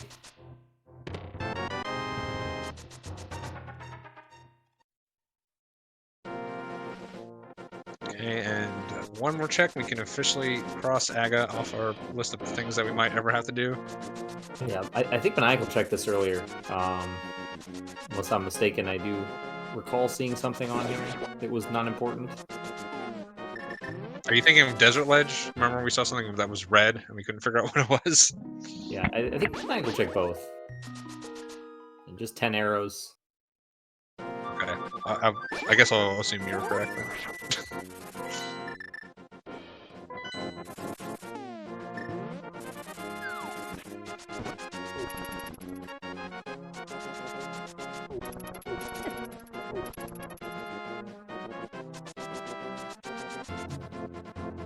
So, yeah, I guess Maniacal not heading straight to Deathmount. I think this makes sense, at least clearing this up. We're gonna do these boost checks as well. I mean, these don't really couple in together, but you know, it's always good to kind of do these as soon as you get gloves. He's gonna find, yeah, the fact that he's gonna find 4 items here. There's only gonna be 2 in the front. That's one of the strengths of doing this later is it lets you know how many items are in the front. With there only being 2, he's gonna be even more incentivized to not do it. So probably a pretty bad item layout for Maniacal here. Yeah, and with the map not being found, I know some runners will opt not to do Dark Cross. One, so that it helps them not to orphan in front of the dungeon here when you know there's something, but also to potentially prevent the time from going to Dark Cross entirely if it is the map. But just missiles instead this time. Yeah, I prefer the way Maniacal's doing it is do Dark Cross with the back because it's A, faster, and B, yeah, it gives you an idea of how valuable the front is. Because if you're planning on being conservative, you don't want to orphan stuff, then just if you're clearing everything anyways, you might as well just do Dark Cross when it's fastest, and then do the front later, whenever you feel like it. That's a good point. Meanwhile, Solski set up this water walk. First gonna check bumper ledge, see if this is anything he needs. Yeah, I don't like this. Well, that's you gotta get that, bud. I'm sorry. I know you don't want to, but you're you're definitely getting that. Just turn around. But yeah, like the thing with the mirroring will kill the water walk, and he really wants to check graveyard ledge here. And I know the water walk is easier to set up than the Kieran jump, but definitely something that Solski could do. So yeah, I just don't feel like that water walk's very valuable because it forces you to abandon a location that you really hate to abandon and is really easily abandoned. So well, I think he was planning on doing it to get to the back of Meridia. He already did Catfish. There's not a lot of need for him to go to East it's true, but you can still do the fake flipper. I mean, yeah, you got to do the Kieran to get over there to do it. So it's a little annoying, but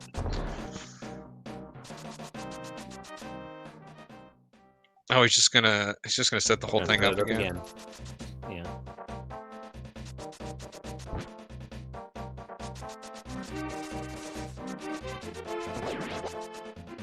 Yeah, he spent so much.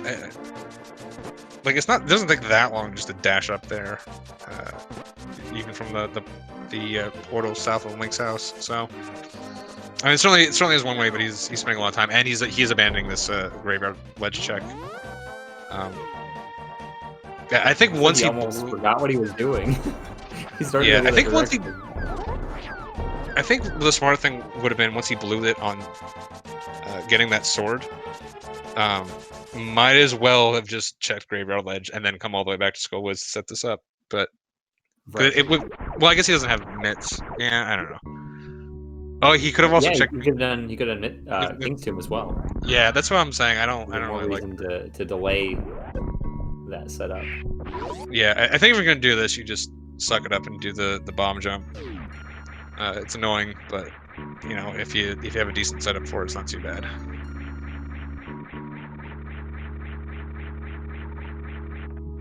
Meanwhile, we are getting some new checks from Maniacal here in Village of Outcasts. Grabbing the powder, the Bombable Hut. So the interesting thing on Solstice Sky is going to be whether he just kills Dragon or he goes ahead and finishes up already here. I feel like if you're going to come do Dragon, he's going to get blanked here. He's going to feel pretty obligated to finish the checks he missed earlier, but we'll see. Yeah, it's maybe a bit of a sunk cost fallacy, but he did spend a decent amount of time, like you talk about that water walk setup to get here. It'd be kind of interesting to find nothing and then bail and not do the rest of Meridia. Yeah. Meanwhile, Maniacal finding just on Fighter Sword still definitely going to get this to make it Master. Okay, maybe a little bit of overkill there to freeze all those. He's got things. Hammer. He's got that sign you can pick up. He's got Cape. He's got a menu too, anyways. Like Ice Rod. Well, that'd be tricky to use on the bird, but it gets the job done. Yeah, he certainly sent him to hell. I'll give him that. Although, funnily enough, didn't actually kill the bird, just froze it. It's true. It's true.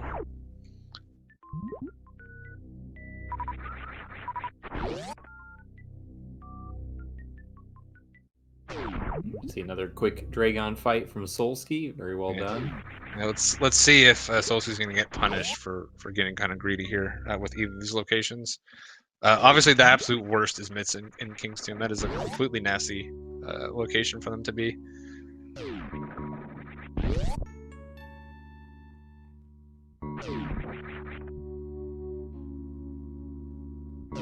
Kind of got caught up in what Solski was doing with some of those fake flippers, but Maniacal has just completely avoided that death mallet, which we thought was a pretty obvious choice to make. It is making him miss his hook shot right now, which, you know, right now I feel like, you know, that would be Maniacal's advantage to get that hook shot to go into swamp. Something that, since Solski abandoned this Varia, would be an advantage for Maniacal. So we'll see what ends up happening with that. Yeah, I agree. Alright, nothing in these two checks though.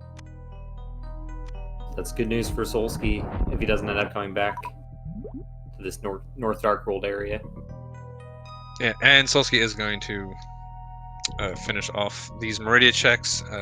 Really can't see him avoiding his Varia at this point. And then he's going to have a pretty nice... The interesting thing is, you said it was it's the right sandpit, right? Which is the one you tend to check first. We'll see if he turns on the gas just from finding that first one. So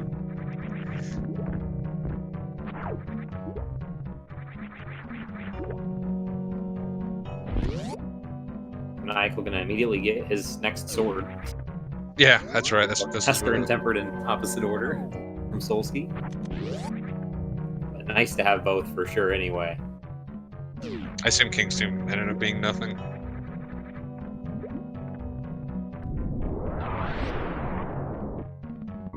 Yes, it was just Powerbomb pack.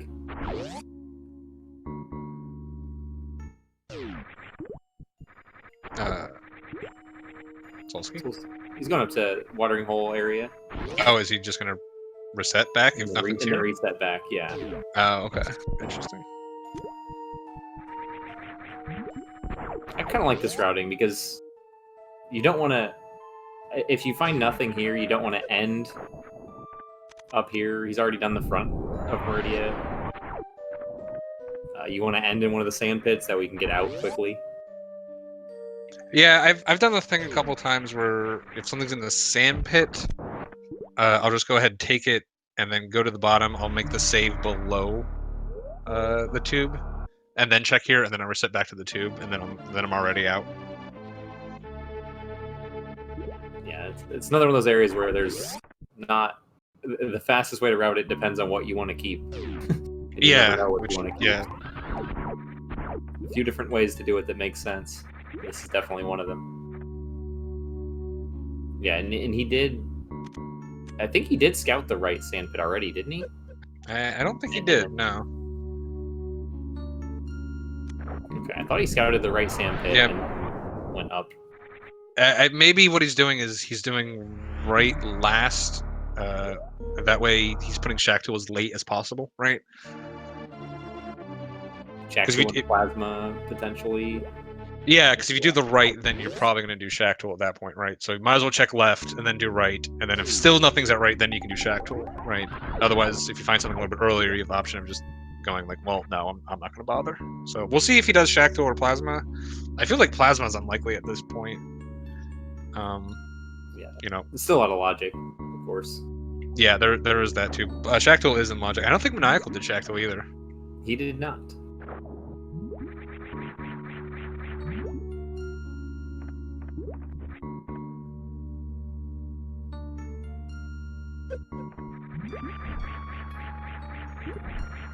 So yeah, at this point, I feel like Solski is going to just head into Norfair. We'll see if he decides to go for the lower Norfair first option.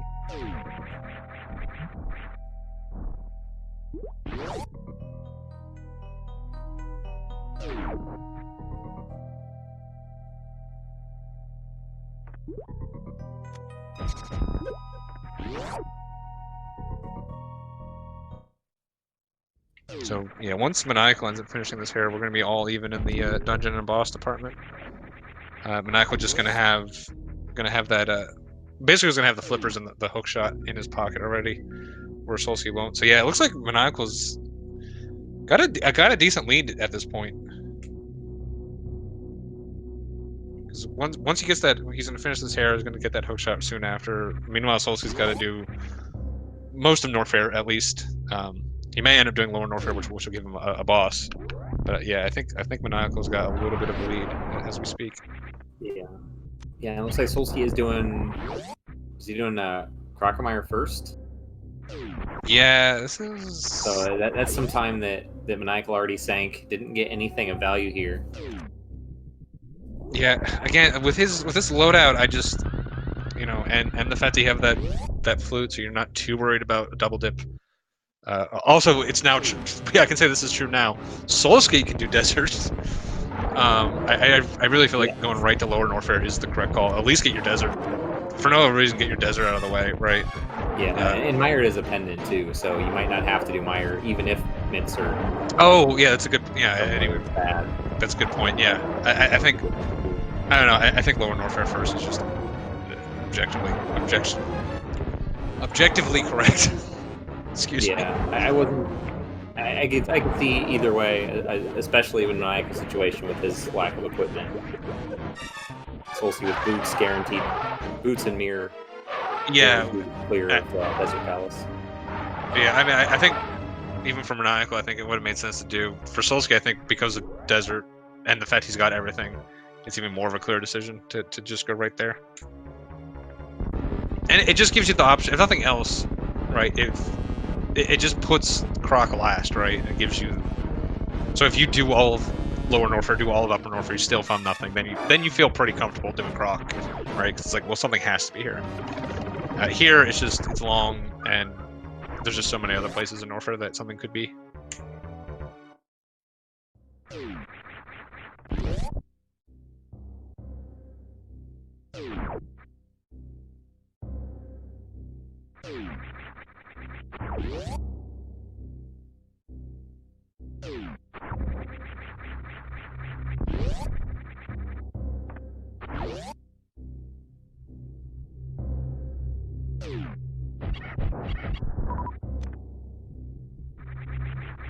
So Maniacal's going to get his hook shot soon.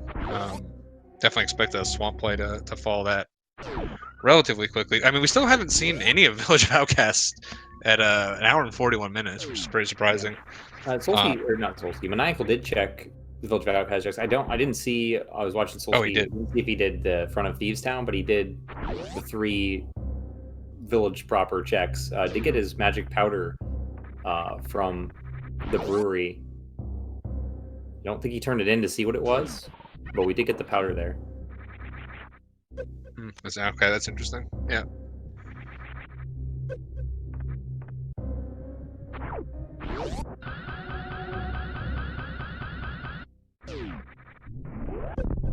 Yeah, our tracker confirming that he did not do the front of Thieves Town, which is good that I'm not just forgetting whole chunks of dungeon.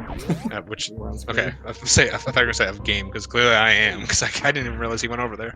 Yeah, he just did the Village of Outcasts before going to North Dark World. Pretty quick 3 checks.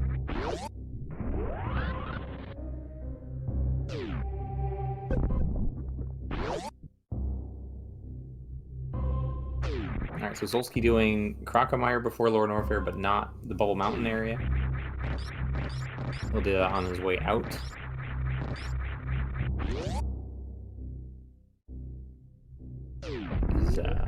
Which, I mean, it still makes sense to do that on your way out.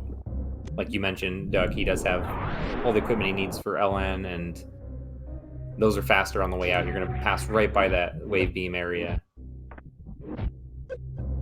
I know it's not faster, but I'm at least a little sad not to see a lot of spark attempts. I don't care if it's slower; it's very swaggy. He at least attempted the chronic boost to get into the room, or a similar D boost. Yeah, and then he backed up into what would be the Lava Spark deboost, which is, I mean, is a good backup to go for. Let's see if Solski turns. Nope. Oh yeah, he is. Okay. Yeah. Yeah, just getting run speed and vulnerability through the fire.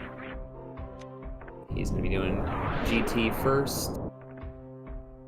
Yeah, there is an argument to be made against this right now, just because we're on a ammo fight, so we will have to refill after GT. So you could make an argument to do this second, but it's not bad just going straight here either. But yeah, we're going to be stuck in a little bit of a farming situation afterwards.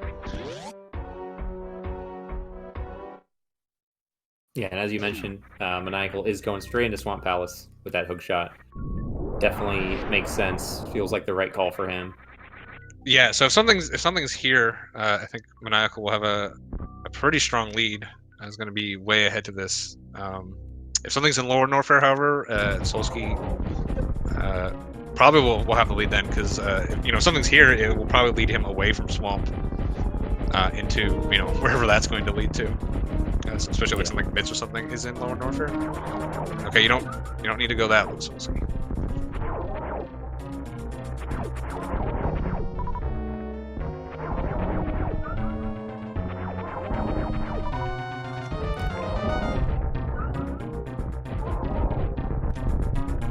I don't know if he's just trying to get to full here to reduce his farming afterwards, because he's got enough to kill GT right now. 30 missiles, 30 supers is more than enough. Yeah, it looks like he's going all the way to full, since he's gonna need them for Ridley anyway, unless he finds charge, or I guess not going to full. Even if you have charge, you're still probably gonna need them, because you're gonna literally just have charge. Oh yeah. Yeah, I don't think charge relay isn't gonna bail you out right now.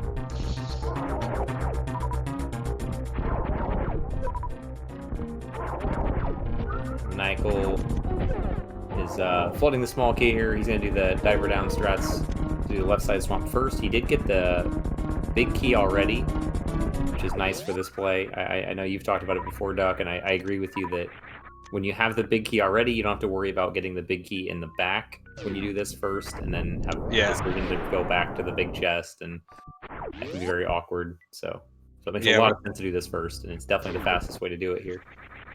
We had a nice little debate about this, me, Tracy, and Aussie, about doing this yesterday. I think maybe the counter argument to just opening with the diver down every single time, even without that big key, is if big key's on Argus or in the back, you just say, okay, I'm just skipping right, and then at worst you're only ever skipping one item in Swamp. Which honestly feels like not a bad compromise, because like a lot of times people do the back, and if there is only one item, that's when you skip it. So I don't know. I might be reevaluating my early left sides. Of course, that would come off the trade-off of probably abandoning the big chest a lot of times.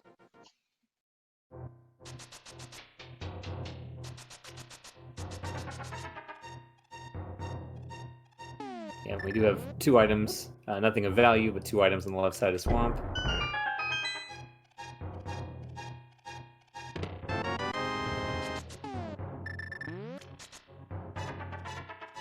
Is that the first time I actually seen a Gina? I think it might be. I think Maniacal checked it early. Oh, that's right, he did. He checked the... He did the Desert Ledge, too. He did the Desert Ledge and popped in there. Yeah, it's the first time Solski seeing that energy tank. Yeah, at this point, we're past the need or even want for energy tanks. So yeah, Solski will be finishing off Desert here. I don't think he actually got the medallion on screen. I think it was Bombos. I saw it just briefly before the Agina check. He's not probably going to want to go in there either way. Yeah, I wouldn't see him going in at this point. Okay, you were right. It was red. Over an hour and 30 minutes later, we confirmed it was red. And it was rupees. Okay. Michael having a little trouble with the diver down here, but does get it after a couple tries. His Morph Ball bombs, a little late for those to be useful. Yeah, he even has spring ball, so like sometimes it's nice to like save power bombs in some place, but pretty much the only place they're useful is like you want to do like a grouping strat or something in Metroids, or if you know just one accidentally gets you, you can get them off. But you'll take them, but yeah, you don't really need them.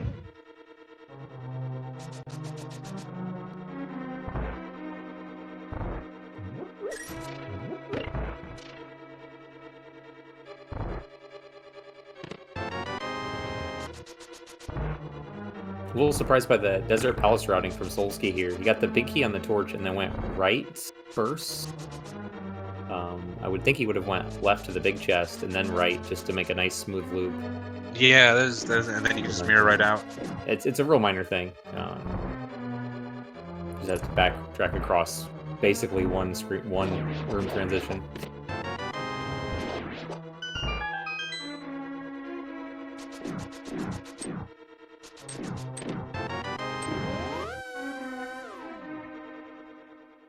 Well, quick Argus fight from Maniacal, but nothing turned up from that. Nothing in Swamp, which makes me think something is going to pop up in this Lower Norfair. Probably Mitz, and Mitz would put Ice Palace in Logic, would put, you know, just Dark Death Mountain in Logic, all that stuff. Yeah, Turtle Rock at least has at least one check that'll be in Logic with Mitz. Sure. On a Fire Rod. So yeah, empty Swamp Palace is very, very good for Solski with the way he routed this. I was saying Maniacal did have, I thought maybe had a little bit of a lead, a little bit of advantage. At this point, I might have to start leaning to a Solski because now Maniacal's got to make his way back to Lower Norfair and do these checks, do all the stuff that Solski's doing. Maniacal might be able to miss, avoid the GT fight, which would save him a little bit of time, but that's only a minute or so.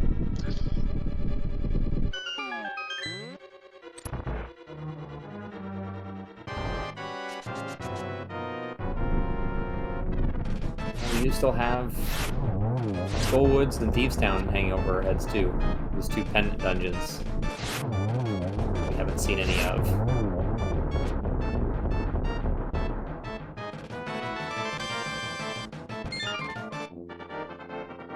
Yeah, so Desert is empty.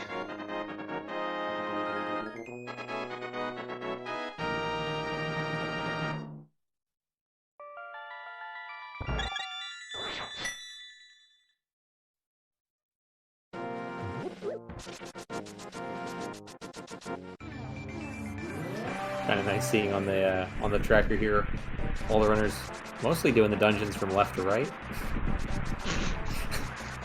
I mean, kind of rare. That's a little coincidence, I guess, but yeah, it's definitely a coincidence seeing as they hadn't done Desert Palace and they did Pod before Eastern, and yeah, but it's nice seeing the four on the left all done and all the right side not done. It's just very organized. I appreciate it. And we do have a charge team too for Maniacal. It's a nice find. Well, he's got charge wave now too. Although Solski, again, with there being things in Upper Norfair, he's gonna get that eventually. Yeah, and where was the Spazer? I know we saw that somewhere. We did? It's news to me. If we saw Spazer somewhere. Saw Spazer. I don't think we did. No, Maniacal's picking up this screw attack. That's really, with his loadout right now, I wouldn't remotely bother with that. So that's really interesting. He went for that. It's not too far out of the way. Maybe just because he doesn't have plasma, thinks that it'll make Lower Norfair that much quicker. I mean, that tells you that's where he's going right away, for sure. Yeah, he's just got a billion health though. Like, just run through the key hunters. Like, it just doesn't matter. Even so like worst room in the game here, you see Solski stopping to kill the pirate. That's true. I guess worst room in the game. I know, like for myself personally, my any percent run gets true attack because I've timed it, and for me it's faster to get it than to just tank the damage. Wow, really? Yeah, I've timed them both out and I save like 30 seconds myself because I don't believe you. What is your any percent time? It's a 56, which isn't that great. But I don't even at 56 though. I don't believe you. That's what I'm saying. You're definitely better than that. There's no way screw attack saving you time. You don't have to think about the key hunters. You just Were you drunk when you right timed it? Like, what did you do? I did several. I did like 5 attempts, and each time or the average at least was faster. After 5 attempts of each. I'm at a 56. I'm shocked. That's true. Like, that's not. Well, when you get like first try Green Gate glitch, but you can't figure out how to get around the key hunters. I guess. You're talking old route, right? Not. Yes, old route. You realize you have plasma, right? Like, I'm trying to, like, you just hitbox the key hunters. Look, you should take this as a compliment that I know you're better than this, okay? That's just... Thank you, I appreciate that. You're welcome, I guess.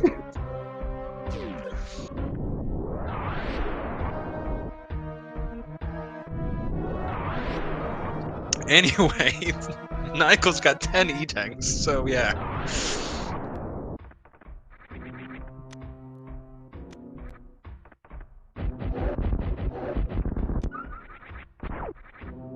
And then he will not be skipping the GT fight that he could have potentially saved time skipping. He does have a full 55 supers, which is really good because he can just unload those and not even have to worry about farming like Solski did. His ammo count was a little lower when he came in. Yeah, I mean he'll still need to get a couple of supers. No, I guess he could just. He's got plenty of missiles too, but probably want like. Honestly, probably just be good with just laying a power bomb in the rippers and maybe doing 1 or 2 quick farms in the Ridley farming room that Solski's about to enter. But he's got 23 here, so yeah, lay a power bomb at the rippers, farm those up, get a couple more.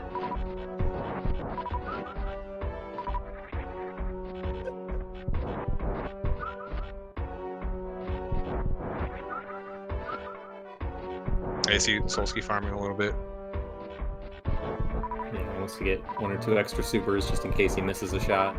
Yeah, I mean the thing is he's also low on missiles and power bombs, so he doesn't have charge at all, so he doesn't really have any backup whatsoever. So I definitely understand farming a little bit extra at this point. He should be completely fine here with 34. He can miss 4 here, and he's still got, and then even a little bit more with the super or the missiles and the power bombs.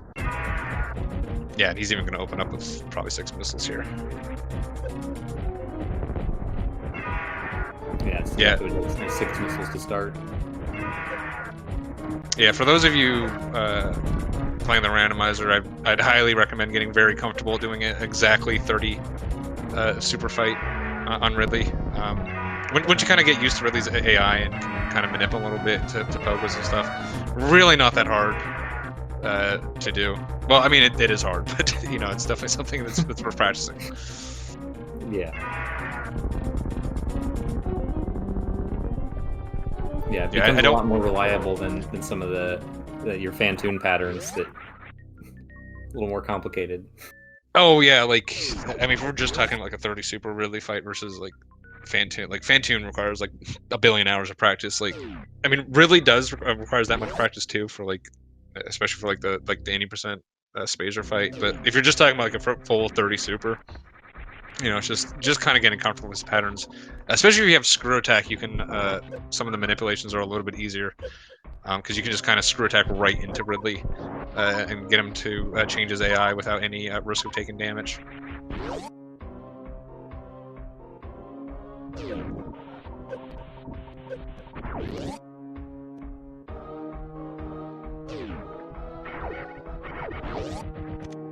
So yeah, running out of locations here on Lower Norfair, though we really are expecting something to pop because besides that, I mean, I guess we do have the Thieves Town and Skullwiz, and we haven't seen anything from either of these players from. Yeah, and that's 10 items right there, plus the green pendant on Thieves. That's true. So I guess at this point, pedestal, of course. Thank you. I mean, not on Logic, we don't have that cane yet. Pedestal really can only be just Fire Rod. Could be the mids. Oh, it could be the mids. Yeah, you're right. That's right. Because of Can't be the Fire Rod because of Skullwiz. Oh, Skullwiz is a pendant. Right. Yes.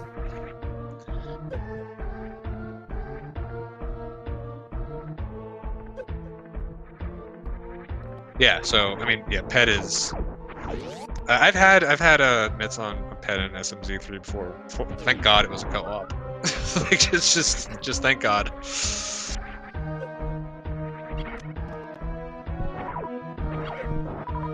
And yeah, nothing like getting all your supers after the Ridley fight. It's great. Although this makes Solski never runs into that charge beam. It's kind of likely. Like, really surprised if he's just not gonna ever get to dig game. But yeah, 60 supers is enough to kill Mother Brain 2 by itself. So plenty of ammo now for the end game.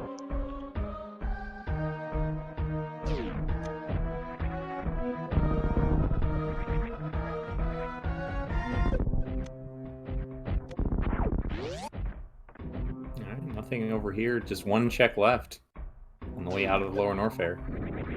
Yeah, we're looking real likely it's those pendant plays. If it does end up being like front of East Town, Maniacal might end up kicking himself for not making that dip early on. Yeah, it could potentially, interestingly enough, swing the advantage back towards Maniacal because Solski's going to get the flippers. Solski's going to go to Swamp Palace more than likely before doing any of that. Yeah, I mean, I don't honestly, just looking where they are, I'd say by the time Maniacal finishes Lower Norfair and by the time Solski finishes Swamp, like they're going to be real close to each other. I think Maniacal's going to have a little bit of a lead because Solski still has to do these Upper Norfair checks. Yeah, Maniacal will be a little bit ahead, but it's going to be pretty close. I think Maniacal's only going to be ahead by like a minute or two. And then at that point, I guess Maniacal already would have had done Village of Outcasts, so that's a little extra time in his favor. Is there anything that Solski's done that Maniacal hasn't done? Waterway and Criteria Supers, I think, are the two things. Yes.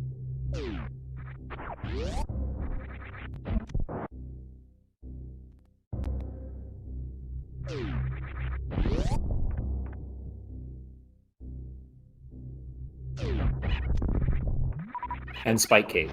I don't believe Maniacal did Spike Cave either when he was on Death Mountain. Yeah, that's true.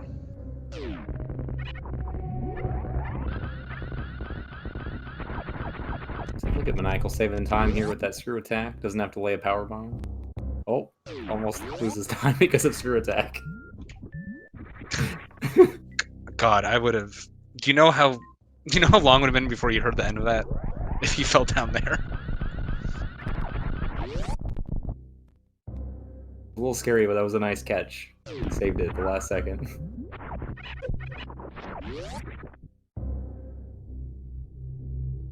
Honestly, the lack of high jump is what appears to be throwing Maniacal off a little bit here. Yeah, that could have been a factor too in getting that. Honestly, just because he might be so used to manipulating these key hunters and getting around them with high jump. That's true, but you don't really have to worry about manipulating them when you have 10 E-tanks. I don't think running into them with your face repeatedly until you're through them really counts as manip, but it's effective.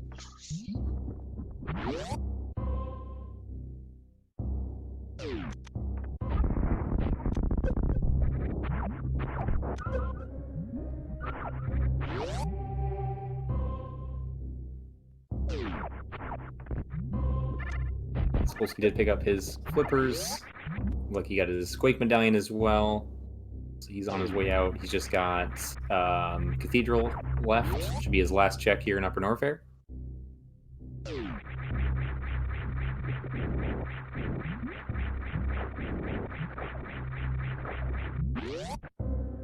Yeah, we'll get that all-important blue cane.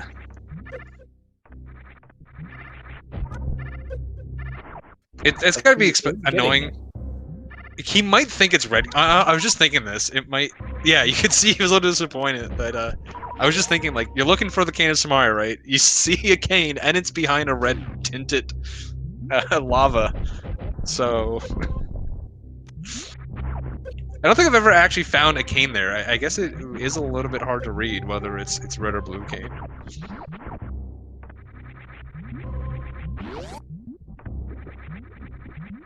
I mean, while Maniacal does not have to worry about his Ridley fight, not only because of his missile count, but he's also got the charge beam just in case, and even opens with an X Factor. Yeah, He actually came in here pretty late. Oh no, never mind. I'm a little deeper in the fight. Yeah, with those, with that super count was a little lower than. Yeah, it definitely makes sense to open the X Factor. X Factor is really easy to get off that first one, and just his 2 free super hits. Yeah, he came in with 28 supers, so that's perfect. Ah, yeah, okay. I missed opening the fight. I turned back. I only saw 3 supers. I'm like, oh god, this is gonna take forever. Yeah, and as expected, Solski's going into Swamp Palace here. Everything to complete it's a crystal dungeon. It just makes sense. Oh, you know, remember you said plasma wasn't in logic before? It was in logic, right? Because we knew about the. I mean, I guess Solski didn't realize it was in logic at the time, but Maniacal sure did. No, it was in logic. No, I guess Maniacal didn't know it either at the time because he was in it very early. But yeah, plasma beam is in logic now with that screw attack. Yeah, because Maniacal, they didn't know where Mirror was at the time. Or flippers. They both did their Meridians pre Norfair. Yeah.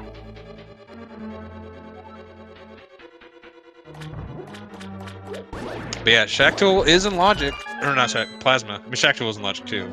They both skip both it. unchecked. Yeah, both unchecked. That's gonna be pretty funny if it's there. But yeah, we got Shacktool. We have the pendant gauntlet over on that left side of the map that you said. Only, I guess, yeah, even Meyer. Meyer not completable, but both items potentially gettable. Meyer is. Meyer's probably likely both going to be a last location for both of them. The fact that they'd have to re-lava dive, they're really not going to be in a rush to do that. But yeah, the fact that all of Thieves Down is unchecked, yeah, especially for Solski, I think, because he hasn't done Village of Outcast. I think doing Village of Outcast and then into Thieves Town makes a lot of sense. Same for Maniacal, although since he already did Village of Outcast, maybe a little less. Might end up doing Skull Woods first because he'd probably kick himself if it ended up being that front 4.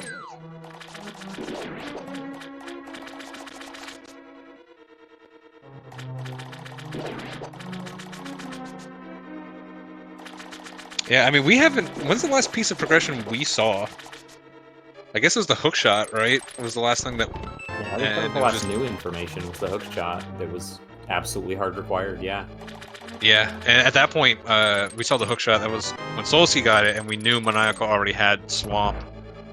That's why Swamp just felt like such a likely place or something, and then it ended up being nothing. And then at that point, it was just both of them kind of doing the obvious things the other person hadn't done yet.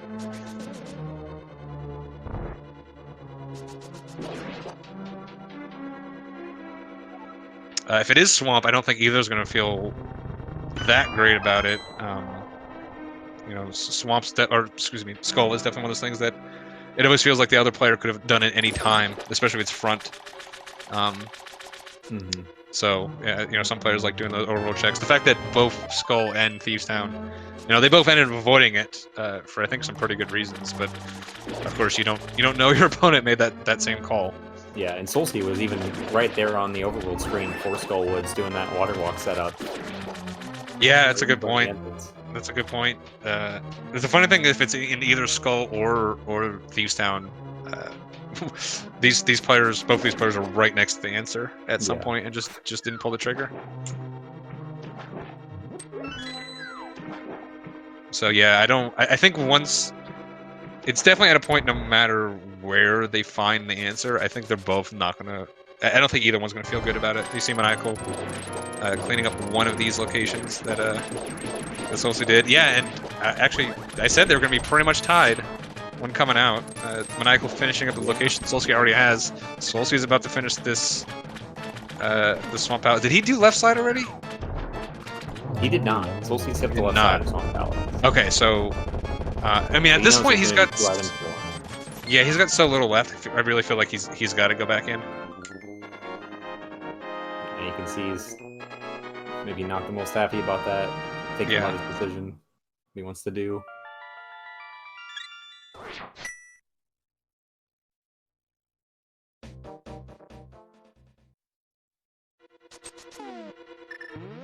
Now Looks like this does put Maniacal in a pretty favorable position here. If it does end up being this Village of Outcasts, Skullwoods, Thievestown area.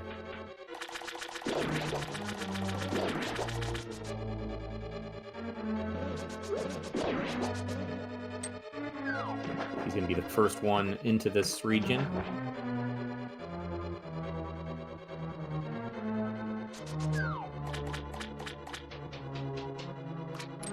Yeah, so this left side check takes about, it's really a solid 3 minutes. So yeah, I said I think if anything, Maniacal's be about 2 minutes ahead, which feels like it's going to be just about right, just that 2 to 3 minute ahead region. With this being, you know, pretty straightforward from here on out, you know, that's 2-3 minutes is gonna be hard for Solski to catch up. If it is like in Thievestown, Solski just goes there first, which for him again I think is a little bit stronger play. He might be able to make that right back up with Maniacal going to Skullwoods first. But yeah, they're probably gonna be in each other's footsteps for a while. So we'll see if this could be a real close ending. Honestly, we'll see how it turns out.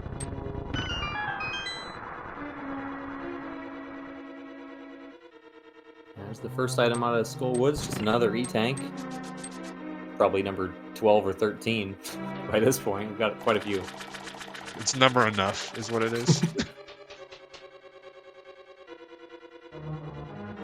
Take enough and double it, and then you've still got maybe one less than what we have right now.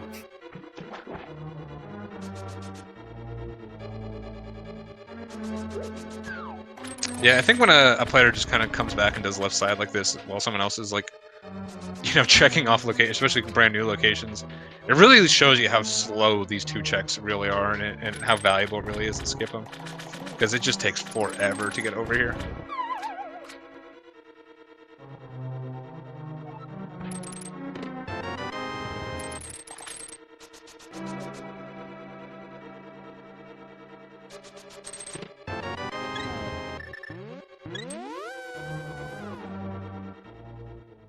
No, Maniacal having a little trouble in the other worst room in the game. Doesn't even have the cane to make it not bad. He gets through without having to wait on the hand, though. That's... Yeah, pretty nice recovery. Struggle a little bit at the front there. Oh, ho, ho. Fire rod. Yeah, you can. I agree with Maniacal's facial expression right now. That is really nasty. Unfortunately, doesn't actually get you anything right now. No, like it gets nothing. you. Gets us a We already closer to found the bed. other. Yeah, we found the other item in Skullwoods, so it doesn't open up anything in Skullwoods. We still need the mitts. That's hilarious. It does not do a thing. If we get the cane, it opens up pedestal, but that's one of 2 things we still need. Fire Rod and Skullwood. Like I hate the front of Skullwood checks. I think they're a terrible play to make. Just because those chests are less valuable than any other chest, right? They're not. People are like, oh, it's just overall checks. I'm like, no, they're not, because like it could just all be dungeon items, so they're worth less than any other chest, and it just takes a good chunk of time. So like Fire Rod in Skullwoods is my absolute kryptonite. Maybe with it being a pendant Skullwoods, I'd do it around when Maniacal's doing it probably. But yeah, it's just such a bad location for it.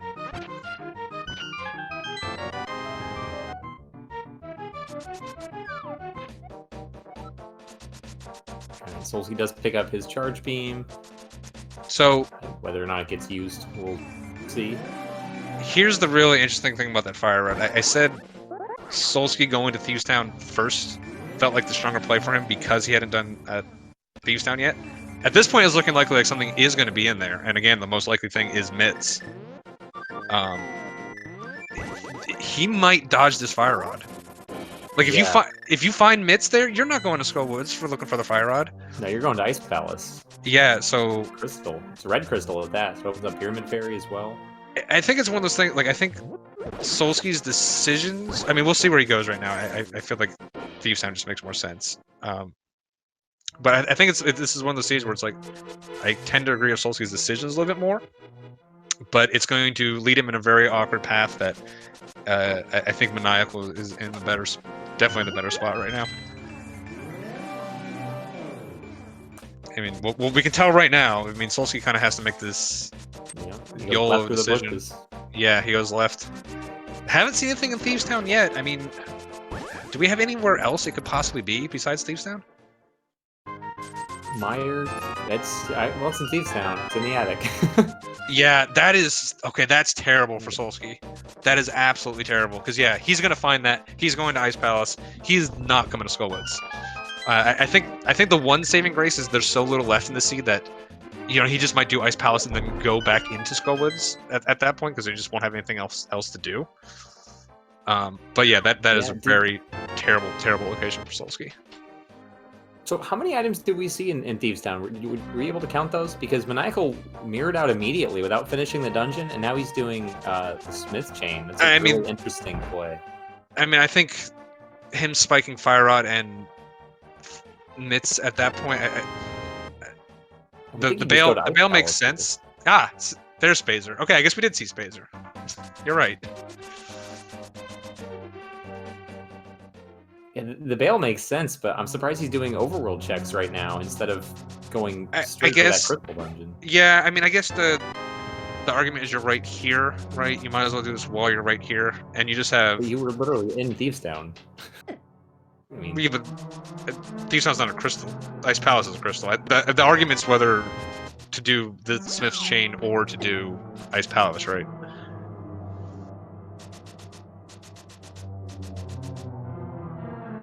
The thing, like, Smith's Chain's 3 items, Ice Palace is 3 items. You're already here. I don't know. I feel like you kind of have to do Smith's Chain at this point. There's the book. Oh no. I guess with the item count that makes a difference. Our tracker confirming there was 1 item left in Thieves Town, so there were 3 chests. Only one of them was an item. So that does devalue that quite a bit. If it were 2 or 3 items, it maybe would make a difference. Yeah, we'll see. Solski has Solski doesn't have. Since he doesn't have the Fire Rod, he's got a has a different calculus. I feel like it's more likely for him to finish everything off. But just like Mitts is the big one right now, right? I think at this point what you do, what you do at this point is you do Ice Palace, right? And then you just go to Death Mountain. Kane's probably going to be in one of those 2 locations. They're both going to go to Death Mountain. The thing is, Maniacal has the Fire Rod, Solski doesn't. Right, so because I do not see Solski going to Skullwoods. Like, I just do not see that happening. Yeah, Maniacal turn in the purple chest first, and then since he's staying in the Dark World right now, that suggests to me he's going to do the Bombos tablet as well. Yeah, with spiking that book, it makes definitely is the correct thing to do. And then he can flute from there to Ice Palace. Yeah, I mean, I think the aggressive play here is just skip Smith sequence, do Ice Palace, and then do Death Mountain. Yeah, I mean, you could always do Ice Palace and then do Smiths after if you wanted to kind of hedge your bets even. Yeah, I mean, I think Maniacal finding the fact that he found Fire Rod before Mitts, I feel like that makes him feel pretty good about his situation. He might even thinking that even potentially Solski found those Mitts very early and has been running around doing miss checks. So spiking that Fire Rod, I think, even though he got it real late, I think he's probably happy about it. Probably feels pretty good. There's another bottle. Raining bottles. Yep. 2 in pretty quick succession. Honestly, I think Solski's only hope in the seed is Kane is on Green Pendant. He's thinking about it for a second and then decides to bail as well. Yeah, that's Green Pendant or somewhere bad like Jack Tool or Plasma that both of them take forever to get to. Or Meyer, yeah, like any of those. But yeah, like again, I think for 99% of the Solski made better decisions, and it's just like those. Like, once Maniacal got to this point, like, Skullwoods definitely made more sense for him. But, yeah, it's just one of those things that happens in Rando.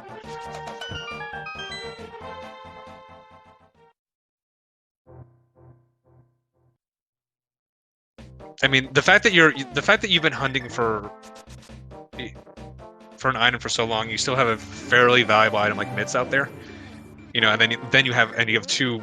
The only other two items you have are like two like minorly locking items, like Fire Rod and Cane. Your thought is just like, okay, I need to find mitts, and then both things are going to be behind mitts. Like, that's just what you think. The fact that Fire Rod is just sitting out there in the dumbest spot and Maniacal stumbled onto it first is terrible, terrible luck for Solski. Yeah, because I agree, especially with what you mentioned earlier with, you mentioned something about pushing ahead in like the logic chain, and that's so far back in the logic chain. That's right when Dark World opened up. That was immediately available. Yeah. So as you've gotten items, you're gonna keep pushing forward and only go backwards when you hit a dead end, basically. Yeah. It's kind of like a flood fill is kind of what a lot of people do. Yeah, either the only time you go back, you go backwards only when you hit a dead end, or it just so happens to be like a very nice getting routed in very nice, like doing a Gina late with Desert, or doing Ice Rod Cave late with Mirror and Meridia, something like that. But like something like Skull Woods that couples in with nothing, that's a first sphere in Dark World, like that's such a hard place to clean up at any point. And yeah, I completely agree with both these players ignoring this whole left side of the map. Honestly, I thought the Maniacal making the play early into Village Backhouse wasn't correct. It just, him doing that made Skullwoods more attractive for him, which ended up being the thing that's probably going to win him the seed. Yeah, I agree. Yeah, and I just like to clarify, I don't think like, oh, this is Maniacal just like winning it based on pure, like, when I'm saying like correct or not correct, like I'm talking like completely in the margins. Like he didn't do anything completely wild or insane or making crazy gambles. It just, I think Solski's route was just a little bit strong on this, but it's going to work out in Maniacal's favor. Yeah, I mean, and even at that time, it was kind of the densest area that Maniacal had. It just wasn't quite as on path as other things. So like, there's still a good reason to go there. Yeah. And I'll admit, a little bit me going like, oh, Death Mountain makes complete sense. It's like, I already knew the hook shadow was up there. Like, so when you're commentating, it's hard to take that up. Like, I try to be as neutral as possible with it, but I mean, I still think Death Mountain was a good play, but it's just like, I was really like, yeah, Death Mountain into Swamp. Obviously, just do it, dude. Like, come on.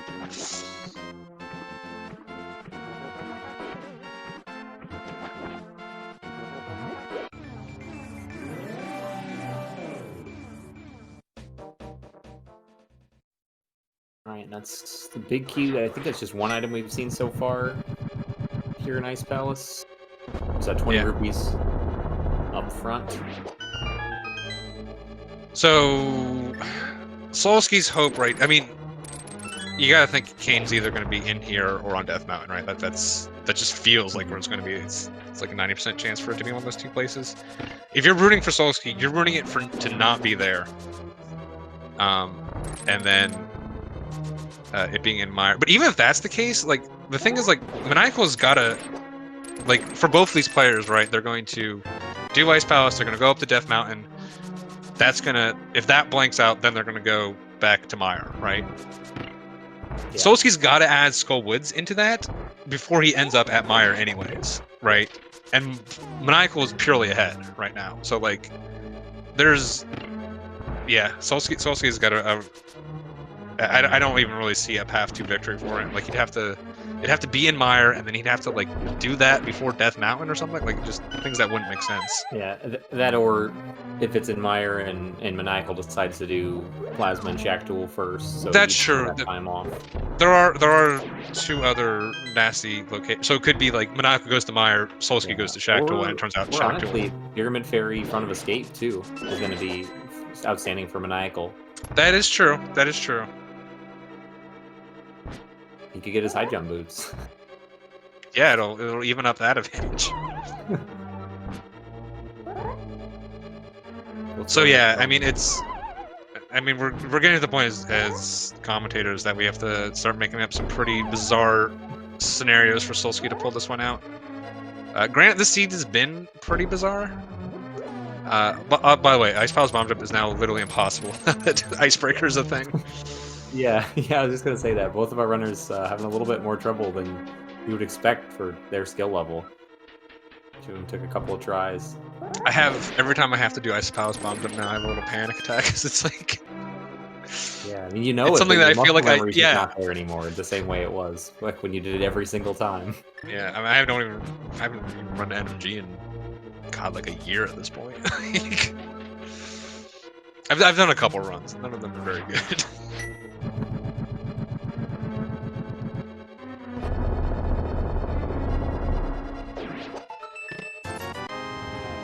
Yeah, I think I've done one NMG run since Icebreaker was discovered, and it was not a good run, but it was a PB.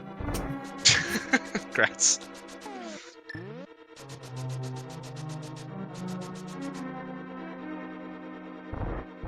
Maniacal thinking about what he wants to do. Doesn't look too happy to still be searching at 2 hours and 24 minutes, but no, I mean it's one of those things that you find that fire rod in that bizarre location. The fact that it didn't open up any at that point, then you find the mitts. Like he's got to feel.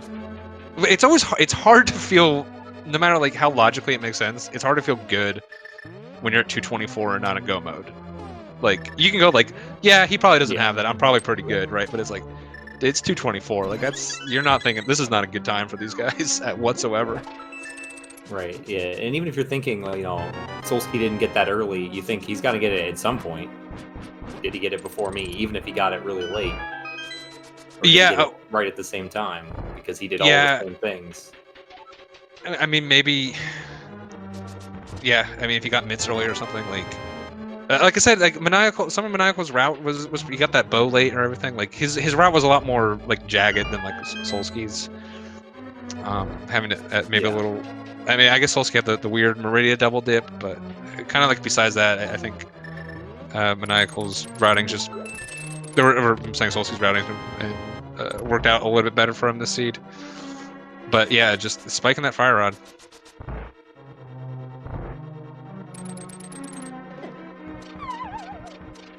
Yeah, if the Kane's not here in front of Escape, or sorry, in Pyramid Fairy, I imagine Maniacal will mirror since he's right here. Yeah, I mean, yeah, the fact they did Smith sequence, like once you head up Death Mountain, you're kind of all in on that. The nice thing is you can't go into Total Rock at all. It'll kick you out. So there's our X-ray. Yep, not there. I can't remember the last time I've seen something in Pyramid Fairy.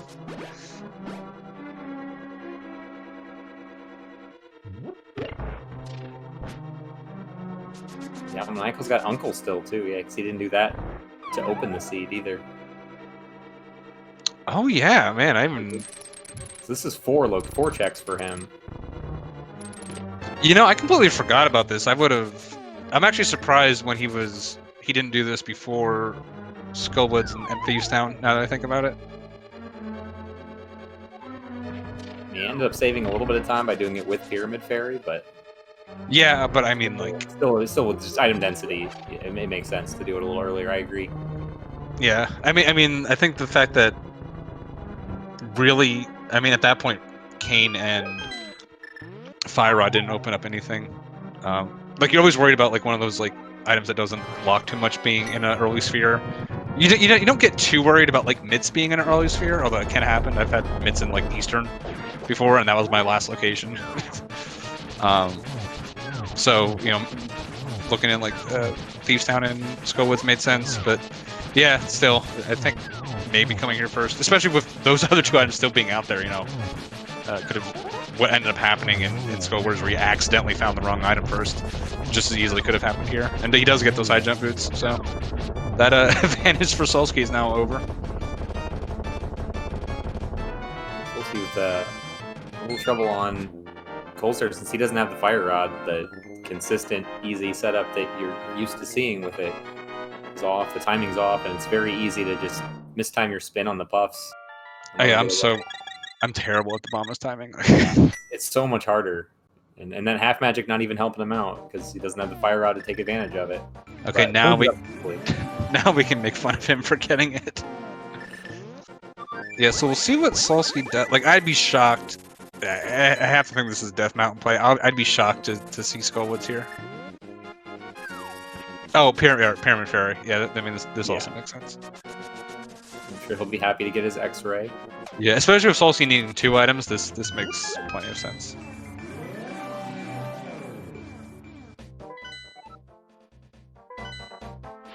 Maybe Solski will do Skull because it's like he needs 2 items to get into Turtle Rock.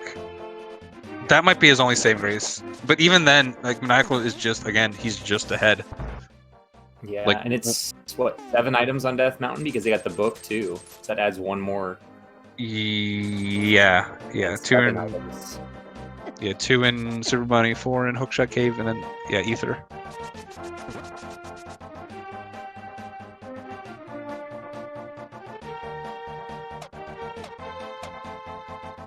Yeah, I mean, here's the thing. Like, even if Solski goes straight to Skullwoods right here, Maniacal's just got a lead, and to be significant enough that really it's kind of out of like any sort of like execution thing that Solski could potentially make up.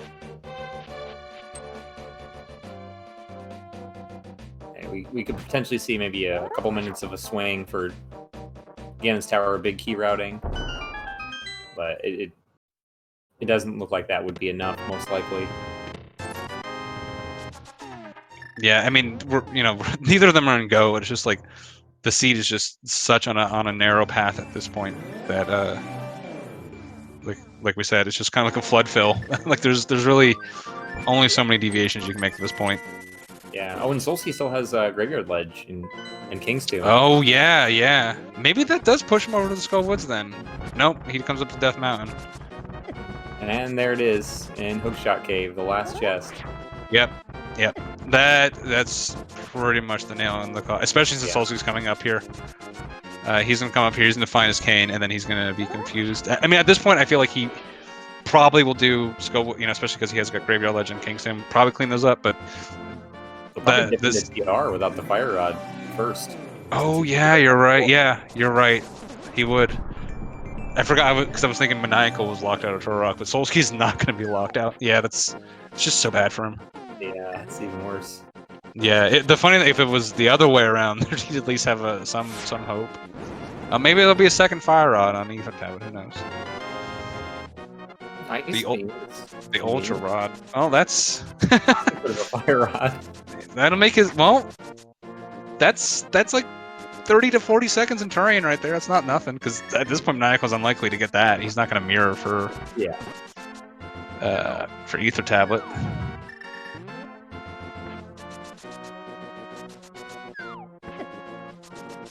I'm surprised Solski dropped down to take the warp over here, since he knows he's going to want to go into Turtle Rock eventually for the dungeon clear.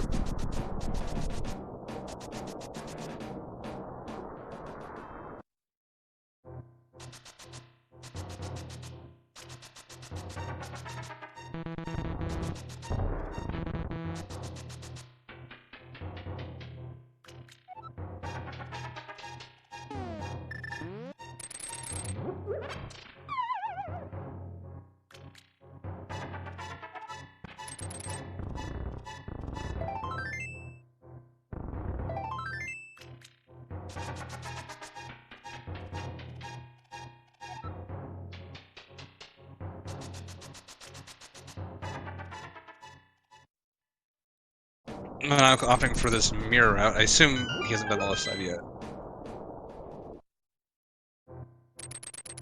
I'm pretty sure he did do the left side.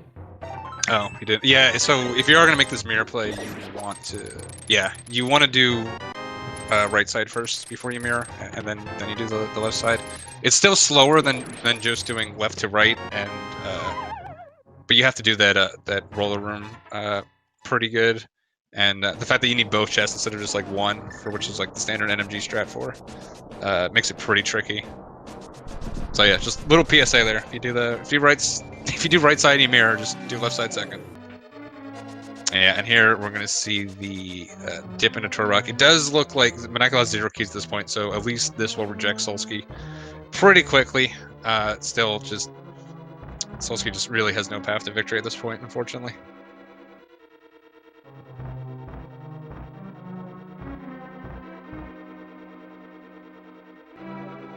Oh wait, actually that's not how keys work. No, he might not get kicked out early.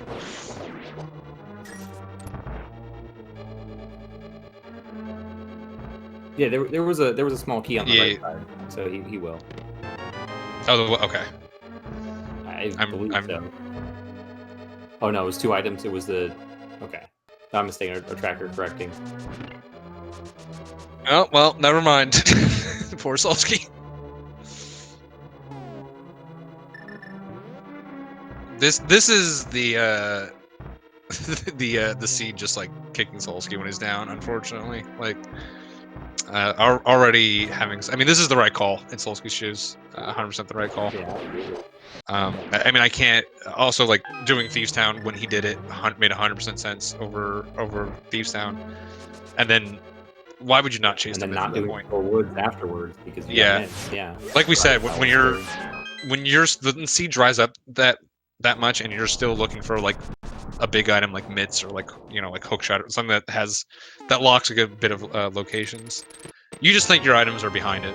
You're not expecting it to be in an early sphere like that whatsoever.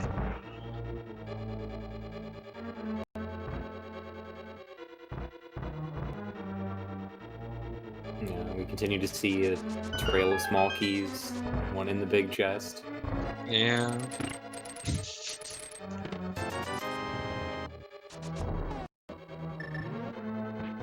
Okay, I think that might finally do it for Solski. He's gonna get kicked out at Crystal Roller, hopefully. Yeah, because if he gets, he's gonna get the big key here, and then he's gonna get a small key. No, he in can the get the big. laser bridge. He just won't be able to get to. He won't be able to get to Trinex, but obviously without the fire rod. Oh yeah, I keep forgetting how key count works. Sorry, I keep thinking like, well, Maniacal has 0 keys, therefore Solski would have 1 less for some reason. I don't know why. Like, oh, me and Tracy were talking in the earlier match that we haven't seen this in forever, where you can get all the way to laser bridge, and unfortunately it comes at the worst time for Solski. He's probably feeling good. He's probably thinking like, yeah, okay, fire rod's gonna be on laser bridge. LOL, it's gonna be hilarious. So he's gonna be real upset when he has to find it back there. I'm not sure either of our runners are feeling good at 2 hours and 36 minutes.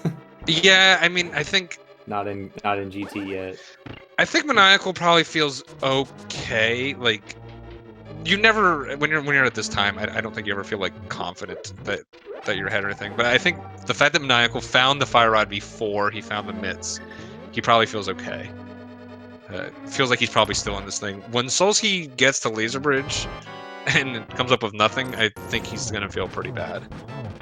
He at that point his only hope is Maniacal. Again, nothing that Solski didn't make sense. Very possible Maniacal made very similar plays, and that's his hope that Maniacal just did the same thing as him. And unfortunately, Maniacal just kind of stumbled into it.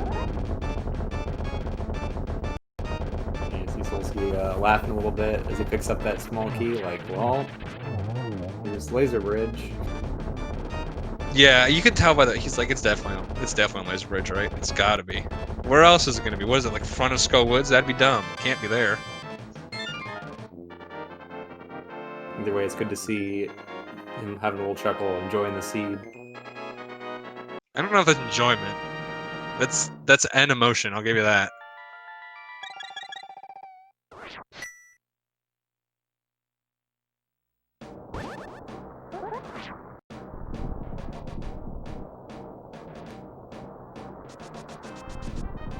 Yeah, Maniacal is just going to be able to go straight into the GT right here.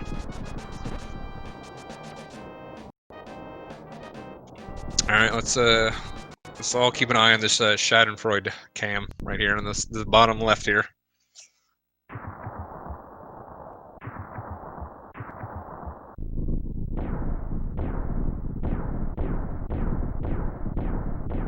And at this point, he knows he's done because he doesn't have that key, and it's in the bottom chest.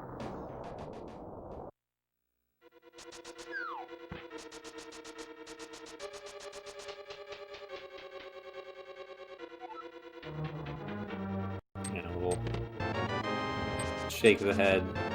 Unfortunate. Yeah, and we were saying it. you know, kind of makes sense to do Meyer or to do Skullwoods first because those other two locations. I mean, I guess the counterpoint is you could do Meyer because if you do Graveyard Ledge, right? You're gonna blow that portal, so maybe it makes more sense to do Meyer, die, do Skullwoods, then do Graveyard. Literally leave Graveyard Ledge and the two SM locations for last. Yeah, and this Bombos tablet looks like he's checking right now.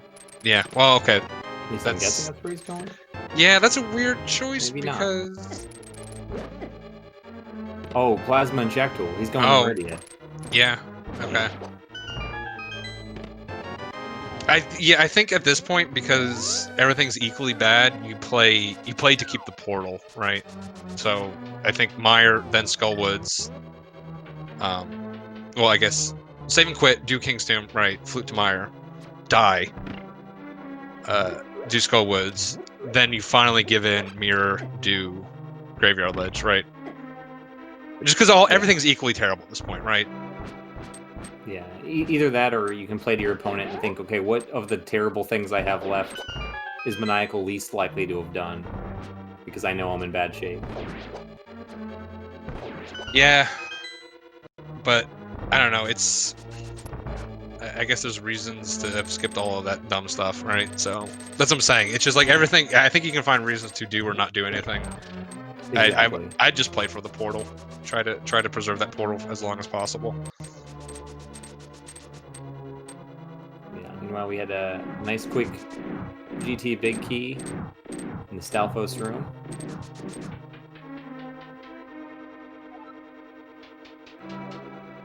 At the very least, Solski got his Plasma Beam, so Maniacal's not going to have that. That was the last check on Laser Bridge that, funny enough, Maniacal did the first two and the fourth check on Laser Bridge. Skipped the Plasma Beam. That's a small key. That's a bizarre way of doing it, but all right. Yeah, it looked like he missed the one skip, and he just pushed the beetle out of the way, and it ended up in front of the fourth one. So the thing is, he doesn't have ice yet, and he obviously doesn't have plasma. He does have a pile of super missiles, so it doesn't matter that much. But like without ice, like I would have checked that last. Like I'd still be checking this, and I'd be checking the top 4 chests in GT. Yeah, I would have at the very least checked the other Laser Bridge check. Yeah, that's what I'm saying. I'd be checking any chest that's directly in my path. I'd be checking for at least ice. I mean, it was not gonna find it, but it would have gone in plasma, which Kind of saved him some time on stand-up glitch.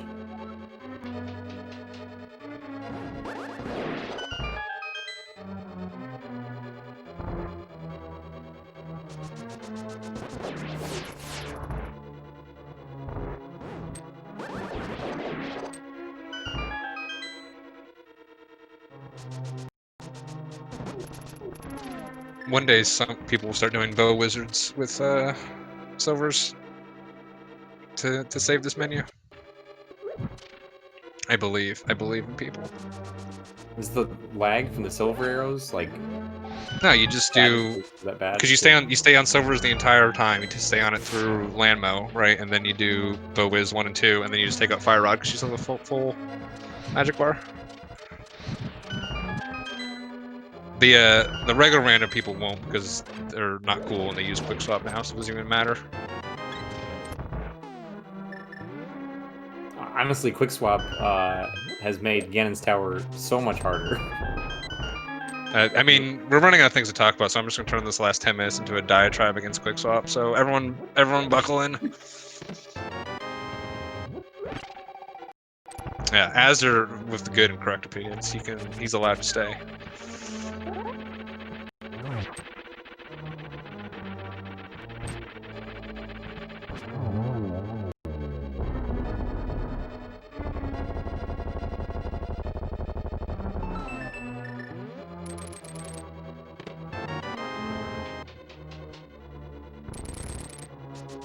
I'm so glad we're getting all these good opinions in chat. This is clearly why the SMZ3 community is the superior rando community. Anyways, Maniacal heading into his Aga 2 fight. Solski still in search of this rod, which he's just not going to find ever.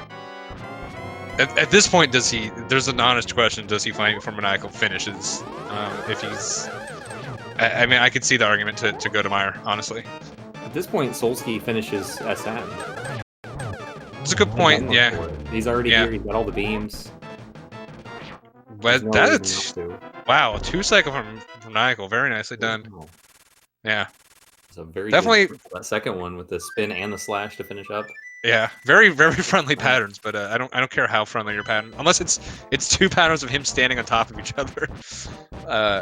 You know, getting a 2-cycle not easy no matter what. So very nicely done by Maniacal there.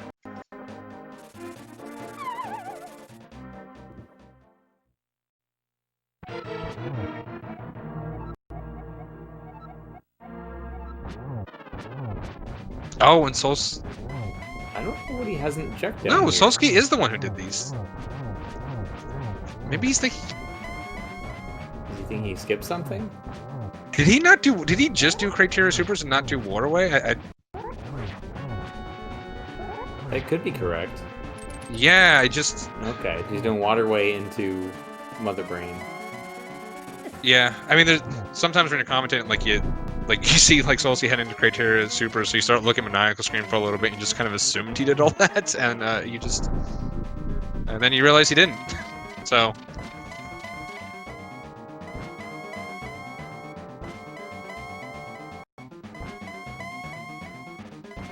Solski remembering that he's got to kill. I always forget. I always just run right through that room, especially when I've come through it before. And I'm like, oh right, there's a gray door. Yeah. I have to kill everything.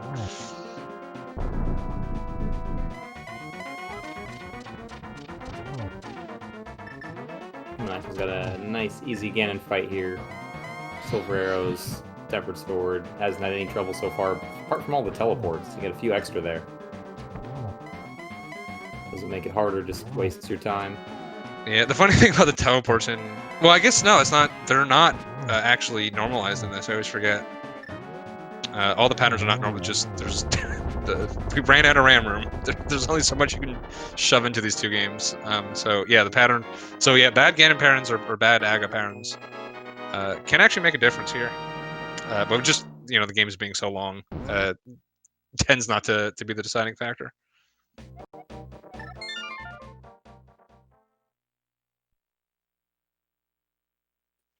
So well, you know, I'll say this: at this point, Solski is going to have a slight lead into Mother Brain, so he does have that going for him. You know, if anyone tunes into this last minute, they're going to be thinking, "Wow, this is a really close race."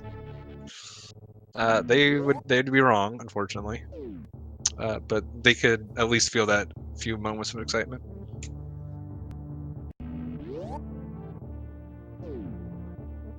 I mean, honestly, it really was a close race, apart from those just last few items, really. I mean, the first 2 hours and 15 minutes of the seed were I say this, the thing with like randomizer, especially this one in general, it's when a race is close, it's not so much how close it is at the end, it's how long it was up for debate. And this was, I mean, honestly, until Maniacal found that fire rod. And honestly, even until Solski, we knew Solski wasn't going to go that way because there was a chance. It was really up for debate for a very long time. We were saying throughout the seed that like the apparent lead went back and forth a lot in the middle there with where we thought items were likely to be and everything. You know, I thought Solski was looking really good early with, you know, having the high jump boots. The fact that Maniacal missed them the entire seed does finally have them now, but even now it doesn't have ice. Like, you know, Solski's this terrain for Solski's gonna be much faster. Unfortunately, just you know, just one of those things where just very minor differences on exactly when you cleared, and honestly, it was probably just a random decision at one point that Maniacal was like, I'm gonna go to Village Outcast instead of Death Mountain. And it turned out that decision kind of led him to make the decision at the very end to do Skullwoods first, which is going to be the difference here.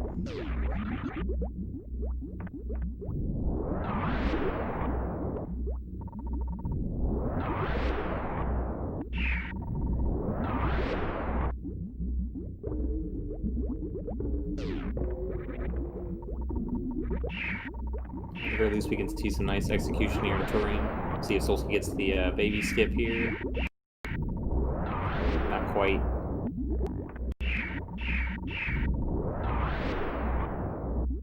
And here's where all those energy tanks become a problem. You just have to wait longer for your health to drain.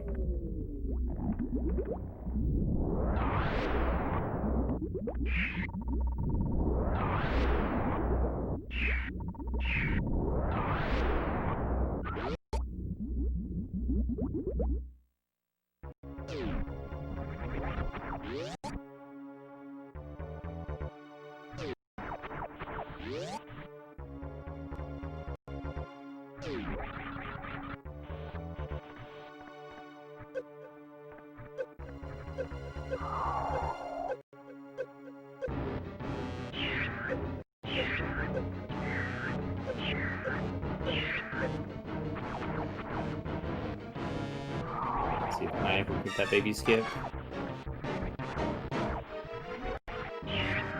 Not quite on his side either.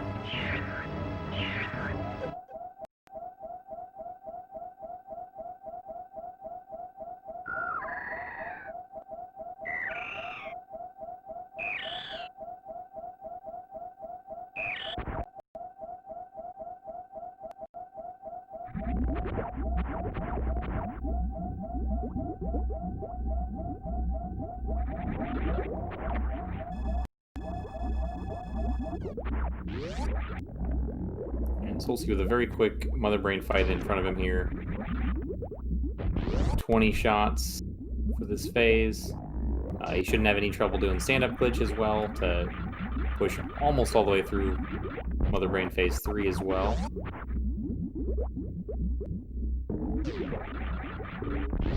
Yeah, especially with having X-ray as prevents a couple of the bad spots you can get into. There's still soft lock potential, but once you know what you're doing, not too difficult to avoid it. But yeah, at this point, Maniacal's me finishing just as soon as Solski kind of gets back to A Link to the Past, and so isn't going to do any of the look for any of those other potentially stupid locations. Probably going to be a little bit of a blessing for Solski. Yeah, and Solski opting to step away for a moment. These are long races. It's hard to sit and stay focused. Sometimes it's nice to take a little bit of a break and eat that bit of time loss. Not doing stand-up glitch. It's pretty minor. Grab a drink or use the restroom. That's a good opportunity to do so.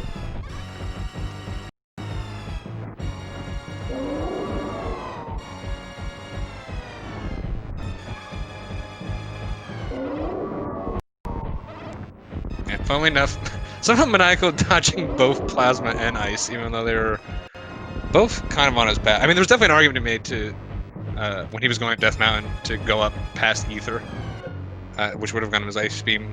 Definitely think there's an argument to check that last chest on Laser Bridge, looking for ice or plasma or something. Yeah, plasma was there, so.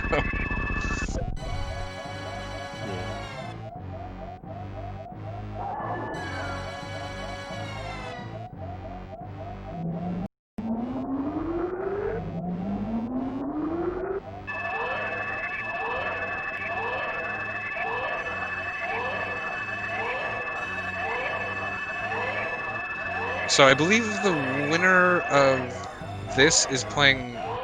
Did the Alucard Azure match happen already?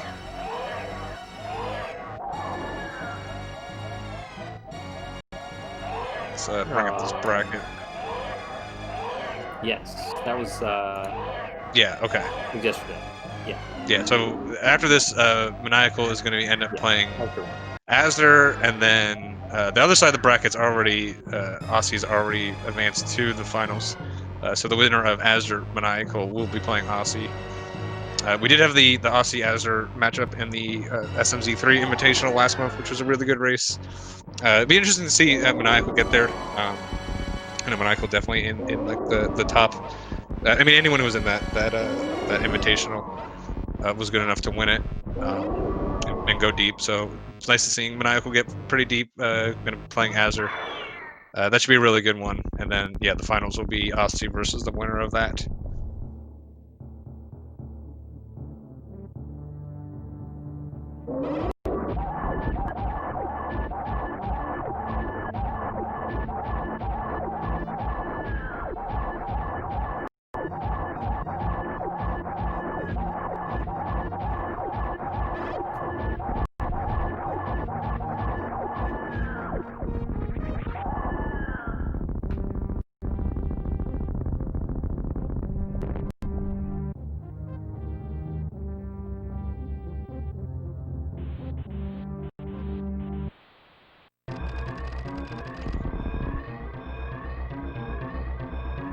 All right, all Maniacal's got to do is get through this. It looks like Solski is going to Skull Woods.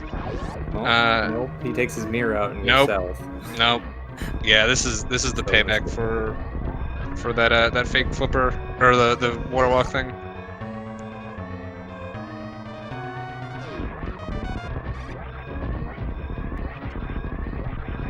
It was almost to the point where Solski might have been pulling that fire rod right when he saw the dot done, which has happened to me before. I get that go mode item and I see the done come in, but yep. Yeah, and you immediately know why. I mean, you kind of already know at this point, though. He's got to be expecting it. It's hard to find a seed that either of these runners take more than 3 hours to clear. That's extremely rare. Yeah, I mean, this is just how it happens, right? Just one item in a pretty nasty location. And really, we had two. Those mitts were also pretty gross, but it was really the fire rod that really sealed the deal here. But yeah, I mean, like for any of the top guys, like if you really to do a full hundo, it's going to take right around this 3 hours. So Maniacal is going to finish in first place with a 2 hour and 55-minute time. Get your GGs in chat.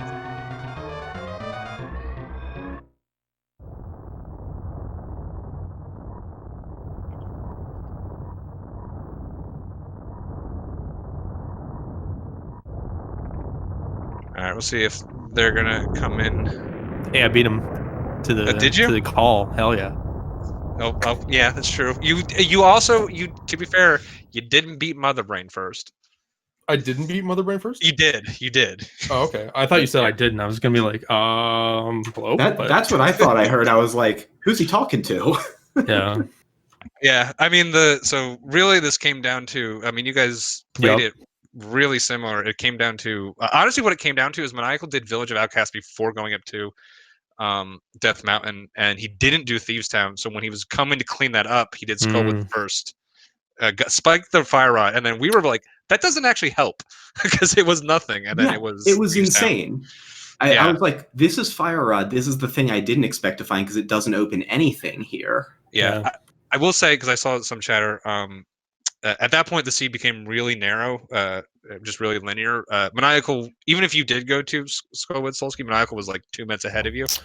Yeah, I think my play call to yay or nay was when I did the reverse to Meridia when I had a double Jesus dash, because the first one I set up, I saw the tempered and bailed on it, and then the second time I had another chance. I was just like, yeah, you know, Andy really whooped me in game 3 because I didn't do this. No, I'm getting ignored still. Where was the temper you were talking about? It was on what was it? It was Bumper Ledge. Bumper Ledge, yeah. He got mushroom first. Got mastered. That was his temper. That was your master, and then you got and I routed that over to mushroom, kind of in that direction. Back. Yeah, we weren't like, I got the theory of doing that, but like we knew you had to abandon King's Tomb and like you could have just Kieran jumped over there. I could have done really wanted to do it. So like, yeah, I just figured I could have done it later. But I don't know. The main question I have for both of you is Lower Norfair kind of opened up pretty early for both of you, and you both avoided it for a while. I guess so. You avoided a little bit less than Maniacal did. We did do Crockmire first, which was weird. So I guess same question to both of you. Why were you putting off Lower Norfair? Maniacal, I'll ask you first. I mean, I knew where the screw attack was, and I know how much of a speed up that is if you don't have plasma going through Lower Norfair and you don't have charge. And so I was sort of looking for some other things. I mean, I could have done that, but also so once I had the boots, then I was like, okay, A Link to the Past is faster, but I also know I can mirror and clear desert. But if it was going to send me back into Mire for mitts, I was trying to find other things like Cane or something so that if I felt like making the Mire play, that would be an option because I still didn't have good Mire access. So I just kind of put it off waiting for more options. Yeah, I mean, it ended up not being anything. I mean, so you really didn't put it off that. I mean, you just did Croc first. To me, especially because you could have done desert, I just felt like beelining to desert was a little bit stronger. But yeah, I did want to get down to desert, but I also had the flute and one glove, so if mitts pop, I can get there notably quicker. Yeah, And we were so actually thinking there could have been a glove down, right? Because you guys Mhm. knew where the glove was early on, and that's even that early when you found Varia. That's what I was just like, oh, just do lower Norfair and hope there's a glove there, and then you can just skip the other one until late. yeah, I was thinking about it, but it was I think I was looking at like 45 super missiles, and I would want to go left and kill GT, and like looking at the farm situation, it just didn't look good. Right. Yeah. So I didn't commit to like West Dark World at all either, and chase back to Norfair and Lower Norfair early, or as early as I could reasonably after crystals, to protect in case like Maniacal did and he hit some free stuff, and the only thing we ended up finding was what flippers, I think, at Flippers right and, at Norfair Reserve, yeah. yeah, and Quake, which Yeah. ended up not being Quake was anything. there, but Right. But it was at that situation I was just like, Swamp had nothing. Yeah, Swamp was like super. It was so tempting. As soon as I found Hookshot, I Yeah. was like, hell yeah, Hookshot behind Mirror. Let's go right to Swamp. And Yeah. nothing. It got real bumpy after Yeah. not having anything, and you're still missing like, what was it, Titan's Fire Rod and Red Cane. And you Yeah. assumed that like Titans was going to lead to at least one, but I was Yep. hoping it would be both. And then the TR dream just was not meant to be. That layout though, that layout was Yeah, awful. It happens. Let me tell you, everyone's eyes was on your camera when you were getting to the end of Laser Bridge, because like, Oh yeah, like I believe it. if I was you, I'd be like, it has to be here, right? Where else is it going to be? And like, I was laughing. Yeah, I was like, Yeah. it's either gonna be here or I'm lost. like Yeah. like I knew what Yeah. was going on, right? So yeah. this is like, well, I'm gonna get my beer when I go to Mother Brain and just have that a little bit early. I mean, with Fire Rod in Skull Woods, like it really wouldn't have been out of the realm of possibility that Maniacal just completely missed it too. Honestly, just completely serendipitous that you made the play to do Village of Outcasts and not do any of Thieves Town, which drove you to Skull Woods. Yeah, it when I was coming back to do Thieves for the Green Pendant, it sent me to Skull, and then when I hit Fire Rod plus Mitts, I just dipped on Thieves. Yeah. Because that actually gave me enough action behind Mitts that it think- made sense. I think if I got that, I would go right. Like if I got Fire Rod to Titans, I'd probably just go ice into Dark World Death Mountain and just play my cards there because that's a 3+6. Yeah, And I it's did. like the far best odds I have available. Yeah, I did the overworld like Mitts checks because I hadn't cashed in powder yet, and then basically routed ice to Dark Death Mountain. Yeah. Or I did ice to Pyramid because I hadn't been to Pyramid or Front of Escape or Uncle yet, and I was like, if Red Cane's here, I'm just gonna be. I wasn't sure how to feel about it because when you spike something like Fire Rod in the worst chest in Skull Woods, you're just like, all right, how much does that buy me? And you start thinking about where the rest of the loadout pieces were. And I was thinking, okay, if Kane's at Uncle, I might actually still be live. Just because there's enough stuff that opens behind it. But yeah, I did that stuff, sort of my residual cleanup, and then went to Dark Death Mountain. Oh, by the way, guys, sorry, serious moment right now. I want to clear up any confusion. Apathy Duck, that salute was for you during the flute sequence, just so you know. I don't. Did you catch that, Ace? I didn't even see it. I did not actually. I don't know. Like, must have missed it. I don't know how photogenic you think you are, but we're not really staring at your camera the entire time. I hate to. This interview's over. Hey, I was hoping you'd catch that. I even like lipped it. I'm like, that's for you, Duck. It's kind of funnier actually that you didn't see it because like pseudo BM, but yeah, I'll have to take a look at it. But yeah, we gotta become teammates after this again real soon. Gotta get that practice on. Oh God, that's right. Now you're gonna be like, oh, let's practice on the weekend. I'm like, fine. Daddy pilot me. Why'd you have to make it weird? It's me. I know, but like during the interview though. Yeah, I mean, look, I got a captive audience. Ace just knows, like he's just like, I'm not getting in this. I'm just shaking my head. Yeah, I would be too, man. I think we all are. That's Duck for you though. We can see you guys. Well, I guess no, you're 10 minutes in the past. We can't see you shaking your head. guess that's the one the real big downside of delay. We can't get your on air live reactions to this stuff. So Maniacal, how's it feel to be Captain America and be the lone American left in this tournament, stopping the All Canadian final once again? What a disaster! Truer words have never been spoken. I mean, I'm glad I didn't scrub one of these before top 4 for once. I knew that you were gunning for me 2-1 in your group, so you'd crash into me in brackets early. But hey, you finally made money for once, though. Oh, it finally beat me in a tournament. Like, is this cash? Was I 0-1 or 0-2 against you? I don't even know. I think 0-2. Okay, I wasn't sure. I know there was an 0-1. I lost the last one to you when we crashed, but I wasn't sure if there was one before that. I'm pretty sure it was 0-2. Okay. I'm gonna assume it's 0-2. It just makes me feel better. Yeah, I mean, we can put. I'll put a 1 on the scoreboard, and I'll be cool with that till next time. It's 0-10 at that point if you're just gonna make stuff up.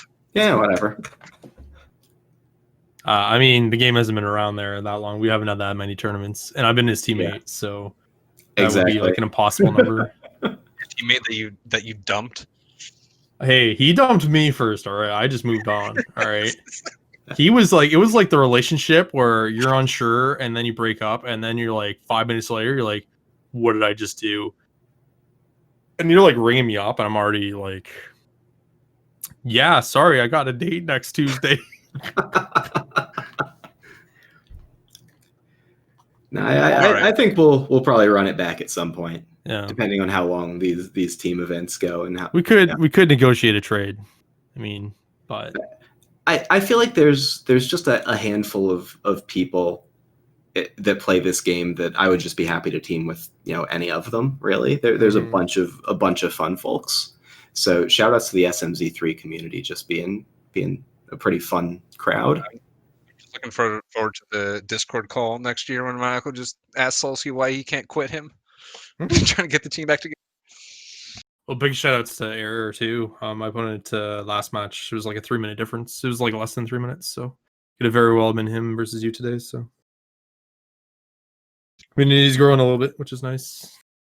Yeah, Error's been doing real solid lately. I've been enjoying some of the, I won't even say new blood, but some of the folks who've gotten good sort of since the last big tournament, or who've improved markedly since the last big tournament. It's been cool seeing good competition in the weeklies and stuff. I've regressed to 2019. It's fine. Yeah, 2018. I'm not far 18 off, into 19, like early 19. That's what it was. Yeah. After this year, I'd take 2018. I'll be honest. And you have to go back to. Nah, never mind. Yeah. Anyways, yeah, it was a lot of fun, guys. Thanks for everyone for GG hosting the Solski. tournament and everything like that. Good luck, Maniacal. Good friend of mine. We'll Hope need he goes it. far. Crush Asder. I'll try my best. Asder's Take it easy on Aussie, though. Take it easy on Aussie.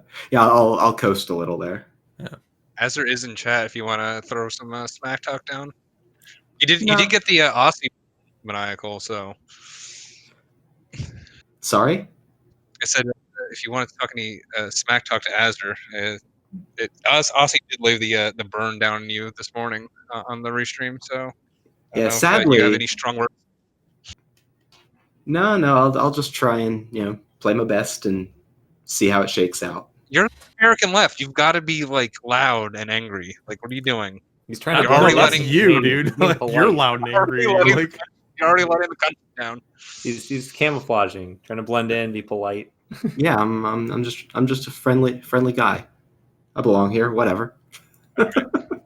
I feel bad ruining the all Canadian mess that would have remained for the tournament, but yeah, I'll try and get something scheduled here with Asder fairly soon, and I look forward to playing him. It's always fun to race any of the folks who were or are left in the tournament. It's always a good match. Yeah. Good luck to the rest of you guys.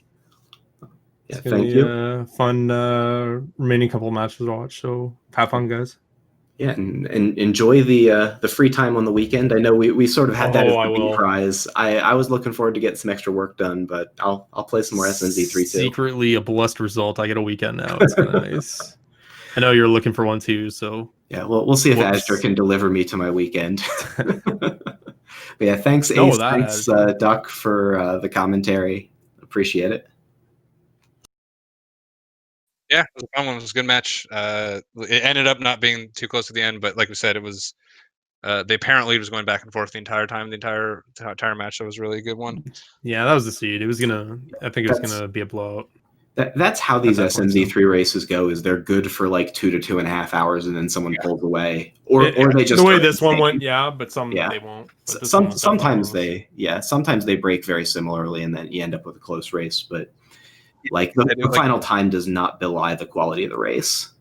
yeah, I mean, if Solski did like Maniacal, I think you still do win, but it's probably like 2 minutes at that point. It's gonna be a real close one. So yeah, I don't. It didn't really come down to that. I mean, that made it look a lot worse than it was. But yeah, it was a real strong race. It's fun to watch. Ace, I guess I've taken up all the air. If you wanna, I'll let you close us out then. Oh, that's fine. You did a great job with the interview, and it was great commentating the race. I had a lot of fun. Hopefully, everybody enjoyed watching it. And GG's to both you guys running and everybody else that competed in the tournament that's got upcoming matches. Thanks again to our tracker as well, Rail and Tank here. And hopefully, everybody has a great evening.